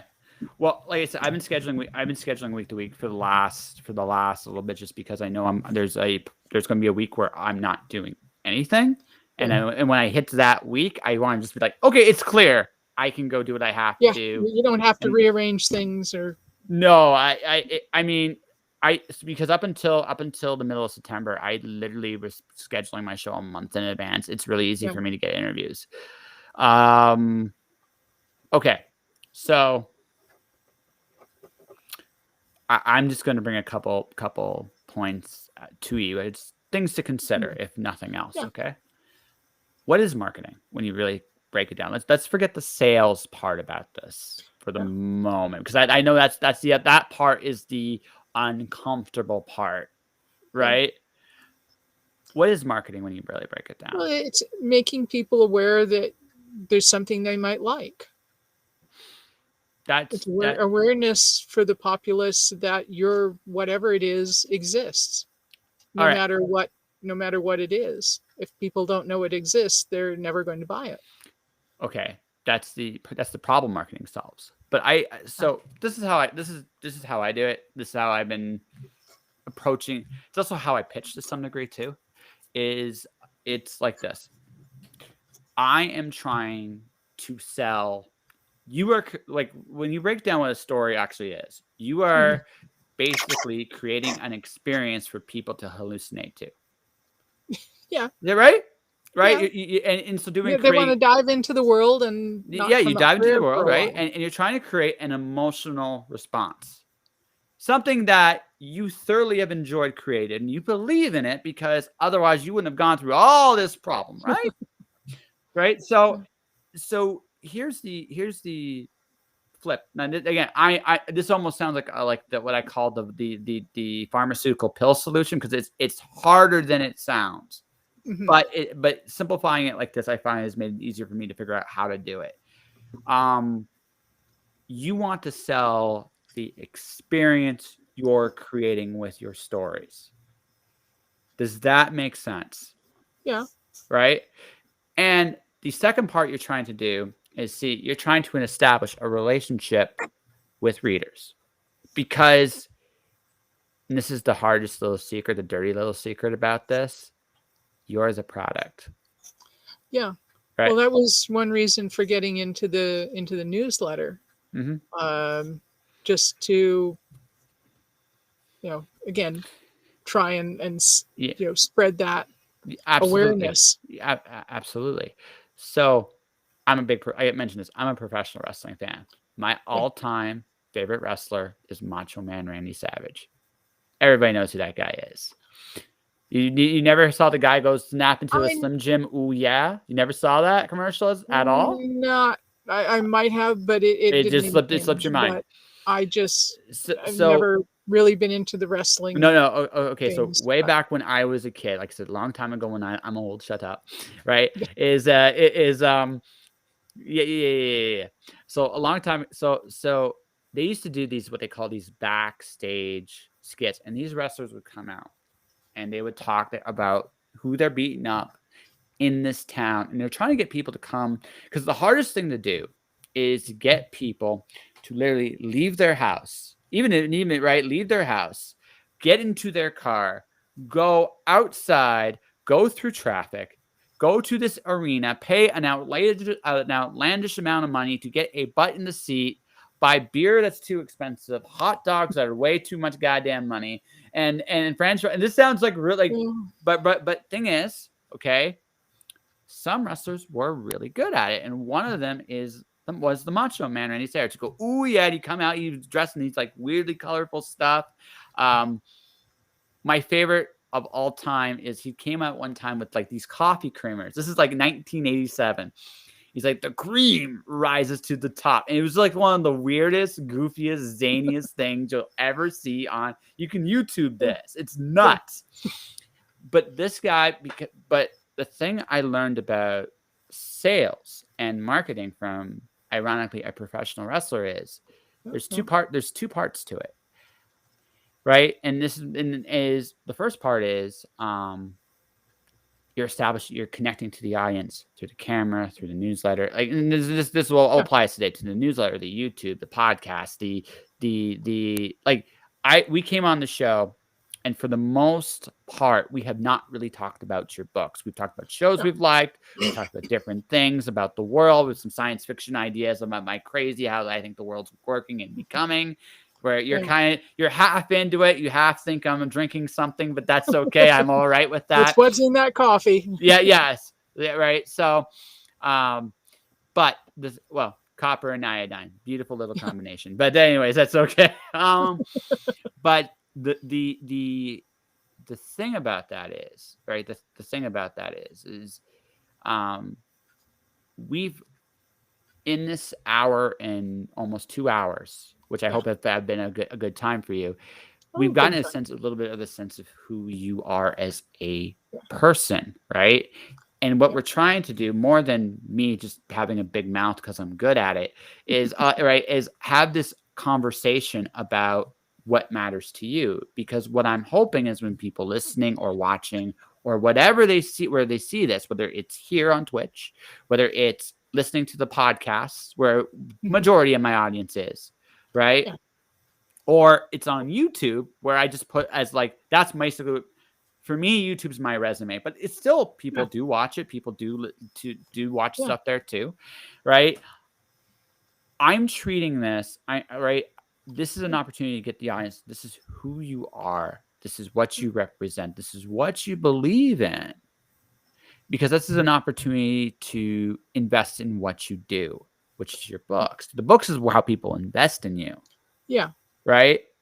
So I learned this from watching, of all things, all these old wrestling promos years ago, because the important thing is, yes, some of them are the dumbest things you'll ever see in your life. Like, by far, brain cells will die. I'm not kidding. Some of them are that bad. Yeah. Some of them are that good, though. Some of them are ridiculously like some of them are ridiculous. Treat it as entertainment and not actually as a. Well, yeah, but here's the here's the thing, right? Right. But it's a popular thing that people love to watch. But it's the why that's important. Yeah. I won't. If you want to have some brain cells die, but you'll laugh your ass off watching it, look up look up on YouTube Steiner math. It is you watch it, just watch it, just listen to it. It's the dumbest. Brain cells will die, but you might actually laugh your ass off because it's not like one of those it's so bad it's good. But here's the thing. For all the outlandish costumes, for all the stupid stuff again, they're trying to get you to come to an arena, watch you beat up. Here's the important part. Whatever you sell, you have to believe in. And going back to you, like that discomfort, it's about sales, yes. But the way you're going to get sales is by getting people to believe in what your concept is. And the only way to do that is turn on the extrovert. Yeah, that's it. You have to find that part of yourself that you are willing to share with people. Yeah. And because that's going to come out in your books too. I truly believe this. Yeah. Every person I interview, a piece of them is in every novel. It's right. And from my position, because I've interviewed so many different people, I get a sense of what your books are going to be like well before I read them, because I get to know you as a person. Mm-hmm.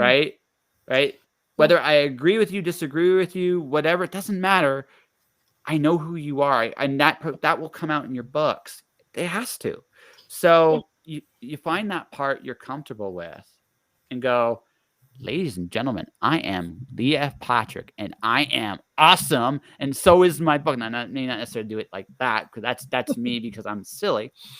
But it works for me because I'm silly, right? Yeah. Right. But so. it's but like I said, it's a lot of writers are introverts because we're very happily playing in our own little Mhm. universe. But we in order to meet the public, we actually have to put on our extrovert hat Mhm. and go out there and say hi. Mhm. I have books. I have books. Also, my name's Lee. Nice to meet you. I make cool plants. This is my right, and Yeah, like the important thing is to establish that connection, and once yeah. you have that connection, people will talk to you, and again, they'll invest in you. That's how. I mean, it sounds, and I know it. It's a lot harder than it sounds, Oh but yeah, that's essentially what marketing is, right? That yeah, is essentially what it's all about. yeah. And when people say, identify your target audience, and it's like, well, I've got shapeshifters, and I've got a financial thriller with an assassin who's also um, a financial analyst, and I've got other financial, a corporation that's suffering from an internal takeover attempt, but true love. They're three very separate things, and now I've got yes, we're off to the stars. Um, it's some people say I'm diluting that brand, I, I, but that's where I my brain goes. no, I would suggest be going the opposite way, and that's Yeah, this: figure out who you connect to. Like, yeah. and then this is just go the opposite way. Instead of worrying about a particular target, figure Yeah. out right. Instead of But worrying about that's the standard model is yeah, you identify the yeah, I know I was no, going no, go like this. This is what this is. And by the way, if I'm overstepping my bounds in any well, way, well, just because some other person listening to this may go, hey, that's an idea I can do. I just Yeah. like I just like part of it is your husband has a wonderful personality and he's not afraid. There's a bit of a performer to Mr. Legendary. I'm just going to Oh call him yeah. Mr. That, right? Where Mr. Legendary can help you, and this is maybe something if he is there. I'm imagining he's there somewhere, Well, right? the problem is right now. I mean, usually we've both been at an event, but with COVID, they're restricting numbers. Yeah, Okay, yeah. so It's a thing for but now. you got this wonderful thing called streaming, and you got this wonderful thing called Twitch. You got these wonderful things called Facebook. You got these wonderful tools where you can reach out and Yeah, say, "Hi, everybody. My name is Lee, and I do these really cool things." yeah, Right? What you have to figure out, whether you are in front of a small crowd, whether you are in this invisible world of digital, whether you yeah, are it doesn't matter where you are, right? Who are you mhm, to to the world, whatever that is, right? And this is where I said, Mr. Performer. There, this is where maybe he could be of great assistance to you because what Mr. Legendary can do is go, okay, so Lee, what part of yourself are you willing to share with your audience? yeah, Because that's the part you share unquestionably. Then you practice bringing that piece of yourself out. Again, you don't have to bring everything out, and you yeah, shouldn't. But that piece you have to. You are this. You are a business as much as you are an artist, and the business part. Because here's unfortunately, I'm part of your problem. I have an incredibly big mouth and I'm loud and I'm obnoxious. And because of that, you have to now, you don't have to be louder and more obnoxious than me. I somehow feel I got you beat, especially in the obnoxious category. I have you I beat hope so. there. Yeah, yeah, I have you beat there. But, but you are a quiet, intense, intelligent woman. Yeah, And what you should be doing is figuring out a persona that accentuates those things. Because quiet, intense, intelligent, capable women are actually pretty awesome. So put yourself in that position where you can show those things. and people will go, holy shit, that's really cool. Do you know what else is really cool? Your books. That's cool. And that's it, right?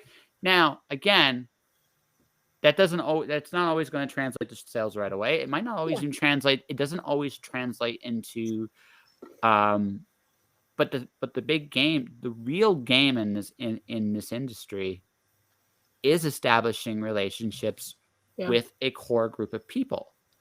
Once you have that nailed down, you'll grow, right? Yeah. Everything is niche.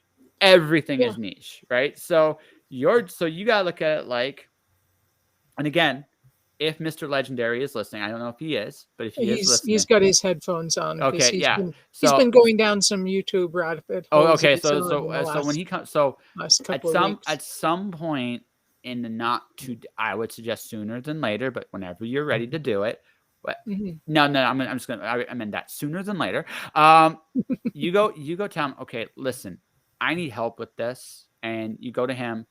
I need to these are the qualities I want to present to the world that I know I have, that I have no problem sharing. I need to get more comfortable speaking in these terms. Because when you're more comfortable speaking in those terms, it's going to be easier for you to present your stuff. Now, yes, Facebook has algorithm issues. YouTube has algorithm issues. Whatever. Find a little corner in Reddit and just take it over. Just plant your flag like a pirate. Arr, this is mine. And it sounds super dumb. But here's the thing. There are 7 billion eccentrically crazy, weird people in this world. And some of them are just like you. The trick is finding them, right? Finding them. Yeah, right. So I'm bringing this up. I'm pointing this out to you like this, only because it doesn't have to be that hard. Now, obviously, you do want sales. Obviously, you do want other things, but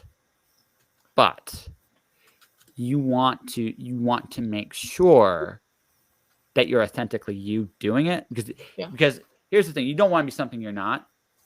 And because if you do that, either you'll be so good at it, you'll become it, and that will be hell for you, or you're going to lose credibility and you're going to suck. My money is number 2. I actually would between those two choices, I actually hope it's number 2, because number one is an alcoholic prison. Just ask Arthur Conan Doyle. Yeah, no. Right, but that's it. That's marketing. Marketing is, yes, it is about sales at the end of the day, but the journey to them is about establishing a relationship with the people you want. And the way I would start, instead of looking at a target formula, because you're not doing a formulaic story, so there's no point in going for a particular target audience.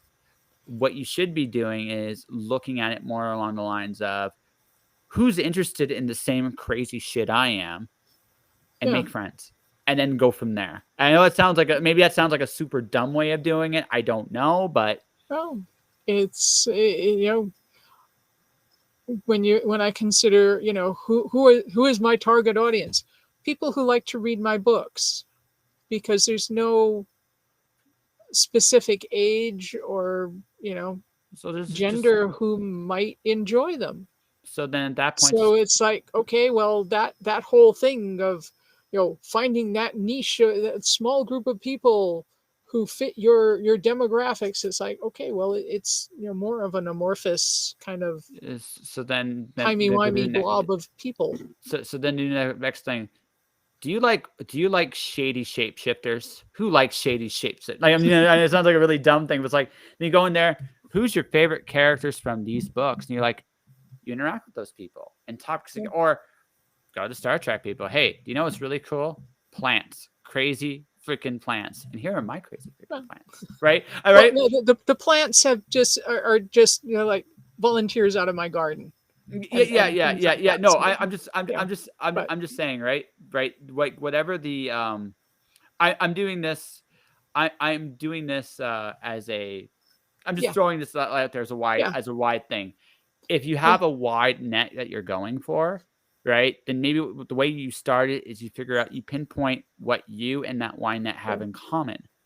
And that would be certain for you, in theory, that would be similar interest, right? So start there.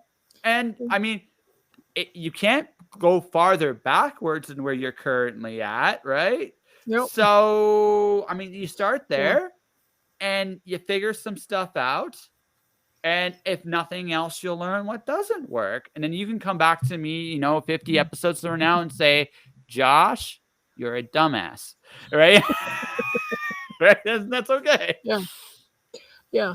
Well, with the newsletter, I am going to go up on, going to set up on Book Funnel, but I wanted to get a Yeah, couple of things under my belt first, and then for sure. that way I'll have Yeah, then content. I've got some more. I but plan to do some shorts for each one of the series. Deadly Encounter is with the shapeshifters. I need to do another 2 or 3 of do you know those, another way you and could do? Do you know another way you could hilariously promote your books? I just had a really fun little thought because you had told me about your Scottish French thing, right? So why don't you and Gary act stuff, or like you guys were LARPing? Just do it in your yeah, backyard, right? And just do them as like these little YouTube skits, right? And then at the end of the YouTube skit, right, you promote the book. yeah, I mean, it's not like again. I'm just thinking a little bit outside maybe the normal box a little bit, but I yeah, look at it like this. Watching a shapeshifter beat up another shapeshifter for pocket change could be a very hilarious thing to film. I'm just saying, and yeah, somehow I feel your significant other would not mind being beaten up on camera. Something tells me he'd be okay with that. yeah, Yeah. yeah, or other things, and Yeah, there's other, but see, and you know why I just know I think think of to the word. do maybe do a well, uh, con some friends into basically doing like filming the flash that I've just written, Yeah, no, and then and that that's the other goes part. advertise Yeah, those yeah, other books. because here's the other thing too. Here's the other thing I've noticed when I've thrown these stupid little ideas at you. I've made you laugh quite a bit at some of them. Yeah, So you pictured them in your head. You're like, yeah, right, and you're like that could. And there's a little part of you goes, this is the dumbest thing ever, but it could work, right, yeah. right. Well, and especially as the tech is now, I mean, you can realistically film things on your phone, That's again. and Big sci-fi idea. The media is not necessary anymore, right? Because look what you can yeah. do, right? Well, when you think of how big the cameras were, when I was younger, you've I got I the I I I camera I that's I I you I can can't do see my hands; they're that big. I can do stupid Um, stuff on TikTok, like yeah, really stupid stuff with this. I know yeah. it's I it, it's mean, the yeah, right. So again, I'm and bringing all of this up yeah. because you again There's you're a quiet, intense, sharp woman. That's my impression of you, right? Right. And probably I don't know who the reasonable one between you and your significant other is. I think it's a toss up. It depends on the day. I think sometimes you keep him sane, sometimes he keeps you sane. I'm not sure we though. sometimes say we share, we swap the brain cell. Yeah. So oh, I've got the brain cell today. Okay, fine.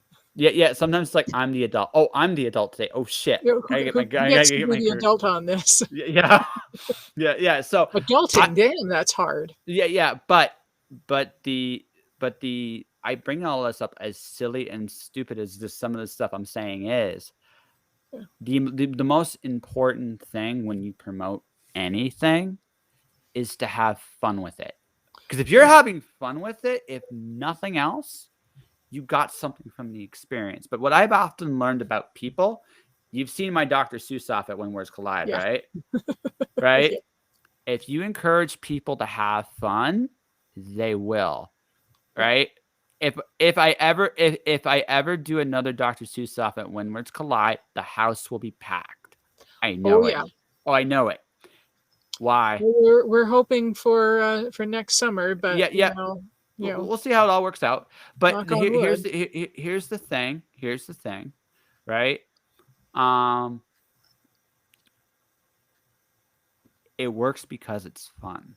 And what I've done doing it is I've established a relationship with everybody there, because what I quietly do on this show, no matter who's my guest, they can be themselves. That's my brand. That's a big part of who I am. So I give people permission to be themselves, know who they are. I give people the freedom to be free.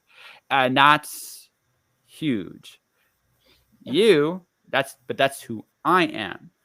Yeah. Who are you? And how do you present that? Again, him soon. And this is the only other thing I'm going to harp on you: sooner than later. You have the time now to work on this. Sooner than later, you have someone that can help you learn how to accentuate those things a little bit more. So when you have to turn it on, you can. And then, and then for the rest of the time, you can be this quiet, artistic, creative genius that occasionally you're going to be like, crap, I have to go perform. Okay. But at least well, that's, I don't have my hat with me right now, but I tend to wear that out while I'm authoring. Yeah. So but again, whatever that is for you, whatever, but you just find that whatever that is for you, and that's what you got. Then that's it. And once you do that, I mean, like Neil Gaiman in his black leather jacket. Yeah. That's because Neil Gaiman was, once upon a time when he was doing the Sandman comic, he lived in Toronto, Ontario, Canada, and he was drawing, and he was there. This is before he became anything and everything. He was just another dude, and he just wore his jacket. And back then, although Sandman wasn't the biggest thing of the 80s, it is one of the biggest things of the 80s, easily. He became this cool person. Then he did Stardust as a comic, which then that's what he used to get himself into novels, and he's been there ever since. And he then realized he could never get rid of the jacket because people expected the jacket. Well, but it's also who he is. Like the thing is, Neil Gaiman has never not been Neil Gaiman. Right? He's still that slightly awkward English bloke that likes talking about mythology. That's who he is. He's never changed. He's just figured out a way to be comfortable doing it in front of people. And for him, that's where the jacket comes in, right? Yeah. For you, it's the same thing. Like it's finding that piece, again, that piece of yourself you're willing to share. You got to figure out what that part is. And that is literally the hardest part, right? But once you find that, you work again. You practice getting comfortable with that part. So you got a partner for that. Have him work with you on this. Yeah. And then in your backyard, beat him up for his lunch money and make that an advertisement for your shapeshifter thing. Then do your flash fiction like little film thing with getting talk some friends into it, right? And suddenly people know your stuff's out there. Yeah. Well, I just need to find a young man in his probably, late teens to play Johann. Yeah. Well, I figure Gary could do a great Uncle Stavros. Yeah. So I again, whatever the case may be, just have fun with it, right? Oh yeah. And then have fun, get comfortable, and I promise you this. Here's what you'll gain: bare minimum. You'll get to come on the show down the road and say, "Josh, you were brilliant," or "Josh, you're a dumbass." First and foremost, one or the other. Yeah. Or maybe even both. It might be, "Dude, this was the dumbest shit I've ever done in my life, but I had so much fun." Right? Yeah. Right? Number one. Number two, you will become more comfortable in front of people and in front of a camera. And that will put you a huge benefit compared to anybody else, right? And compared to anybody else, there's a lot of authors that never learn that skill. The reason I've become comfortable because of this show. I've just talked to so many people. I am a confident son of a bitch. All right. I can agree. I can disagree. I can fight with people on the air. I can also make them laugh and be incredibly silly. Yeah. I don't care. It's me. Right. Right. And I'm okay with what people think because I'm confident in who I am. you get to that point, nothing will shake you, nothing will phase you, right? Yeah. So, Well, and then you put yourself in a better position to succeed if nothing else. So, yeah. Well, it's everything. You can't stop learning, oh and you God, no. can't stop growing, and it doesn't matter if you got naturally brown hair or it's all gone silver. You stop growing, you stop developing, and you might as well just crawl under the ground Yeah. because nothing's going to change. Mm-hmm. Yep. But that said, I can't wait to watch those silly videos on YouTube. I can't wait. Can't wait. That all said, I think, Miss Lee, we have an interview here. What do you think? Yeah, I think we're here. We have chatted. We have done the thing. We have. I don't know. I haven't quite finished my cup of tea. I don't know if you've quite finished your cup I of finished my coffee. coffee a long time ago. You Oh, realize okay. we've gone over 2 hours? Yeah, I can see the little timer Yeah. thing there and going. Yeah. There we are. Hi. But no, it's all But good. I mean, I had a good time. it's It was how nice to it chat. works. I had a good time. It was nice chatting with you. Yeah. But yeah, you got books coming out. So maybe what you should Yeah. do is talk about your books and talk about where people can find you. That way again, you can Well, say hi and keep chatting and doing all that stuff. yeah. Well, they're both available on all the books are up on both Kobo and Amazon. What are the books? What are they called? Well, we have from the Shapeshifter series, we have gotta get these things in the right thing. Lonely Together, which is the first one. Followed by there we go. Always My Love. It's backwards.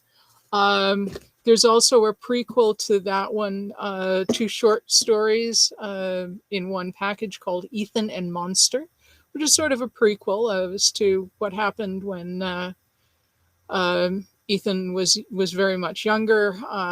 When he was 13, his hand turned into a paw, which I'm not sure. You might be able to do that with some fancy CG things. And then he does a very sensible thing and faints, and life devolves from there. Say the Drabble calendar is up, and I think it's also both on Amazon and Kobo. I know for sure it's on Kobo, but I'm not sure about Amazon. The Corporate Shenanigans with True Love is the Alano Air. Things blow up. You can see Yeah, I see that. blowing up. Mushroom cloud.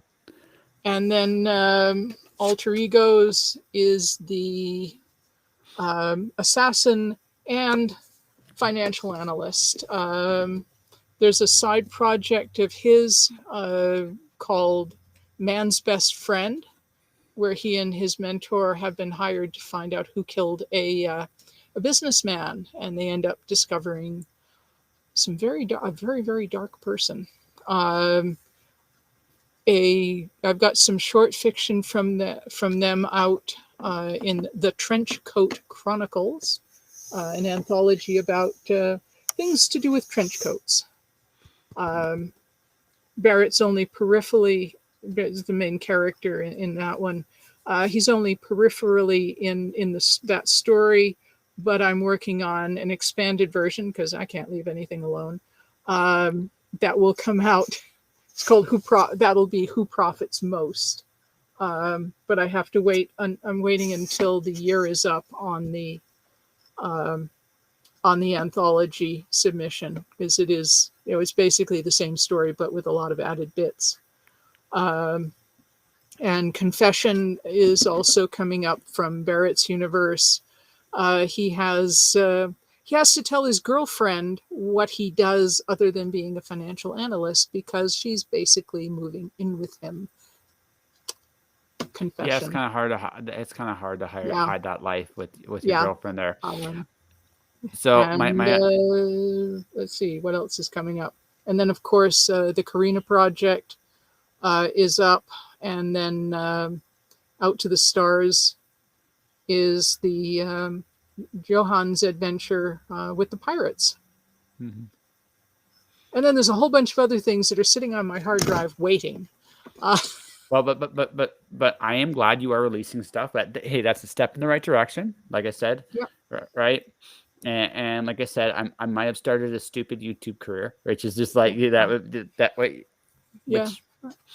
which Yeah. at least sounds fun.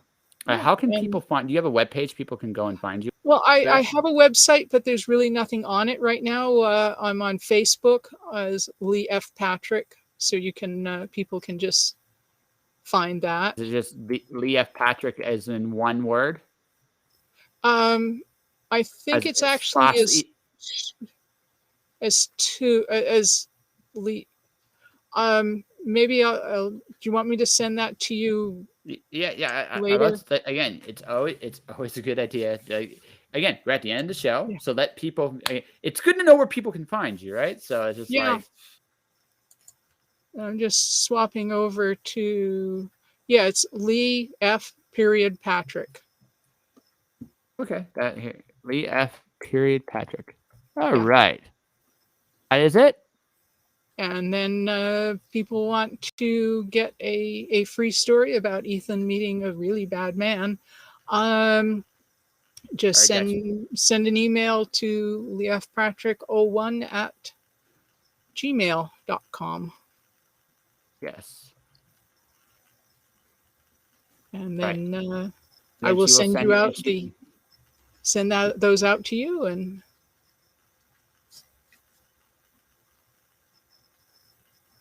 that is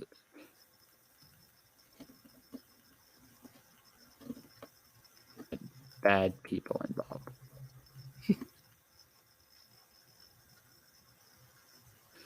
Hey, all right. See, and this is why, like I said, I told a really fun little story in 2 sentences. Bad people involved. She promises. Like, ooh. Right? That is flash fiction, ladies and gentlemen. Like I said, I was amazed to get a coherent story in only 248 words, and it was like, Yeah, I like I said, I've gotten really good at 1 sentence pitches because again, I although I do. So I'll tell you that story off the air. I think the most hilarious responses I've gotten has been from the SFWA, but it's funny to me because I'm pitching present stuff and I feel like I don't know. Hey, we'll talk about that off the air. For everybody watching and listening, I want to thank everybody for watching and listening to this show. I want to first, before we go, mention my sponsors. PD Oliva has released Golem, comes out October 5th. Definitely take a look. The website for him, it is, hold on a second, folks, because I'm good at this job, I swear. Check out pdoliva.com. My other sponsor for the moment is also the great Jenna Green. She's doing, if you want to talk about well-dressed wombats and other great books and other shenanigans, Jenna is literally one of the funniest, most creative people I know, and you definitely should check her work out. So go with my 2 sponsors, Jenna Green, PD Oliva. Check them out. If you want epic horror that will destroy souls, PD Oliva is definitely your person. And if you want like kids books, young adults books, you got Jenna Green. I do it all, ladies and gentlemen. These are both my jams, and just for entirely different reasons. Definitely check both of them out. Golem's out on October 5th. Oh man, I always forget the first. I'm going to do this right for her before I go. So Wombat. Hold on a second here. We're gonna do this right real quick, and then we're gonna call this a Wiggers the well-dressed wombat. That's right. You're gonna get well-dressed. I absolutely promise. You'll get the best dressed advice from one of the best pictures. I always forget his first name. Just I don't know why. I'll get better for it. Wiggers the well-dressed wombat comes out November 8th. Take a look, check it out. As for me, click the like, follow button on Twitch, twitch.tv/justjoshingpodcast. Thank you for watching. If you have, click the like, follow button there. My YouTube channel is Joshua Pentoresco. Hit the like, subscribe, enable notifications. Do that. Alice Zero is nominated for the Elgin Award. I'm hoping to find out real soon whether I was actually good enough to win. It truly was an honor to be nominated. Beyond that, if you want sponsorships, get a hold of me. My webpage is right here. I do all kinds of weird and wacky stuff, and I have new articles coming out all the time. My next book, Alice 1, it was I'm going to push it back to December 1st for 2 reasons. I'm going to be relocating this month, but it'll be December 1st, and then followed very shortly by my second novel, which is called Lights Out, which is written and illustrated by yours truly. Beyond all that, Sunday I'm going to have a special little show. Stay inspired. Keep doing your thing. Keep making beautiful things. It's a wonderful world out there. And Monday, a few random people are going to get a really cool surprise. It's my birthday. And instead of me getting a present, I'm going to be giving other people a present. One of a kind, amazing stuff. Promise. Maybe I'll come on the stream and talk about it. But to everybody, thanks for watching. Thanks for listening. And I'll see you guys Sunday.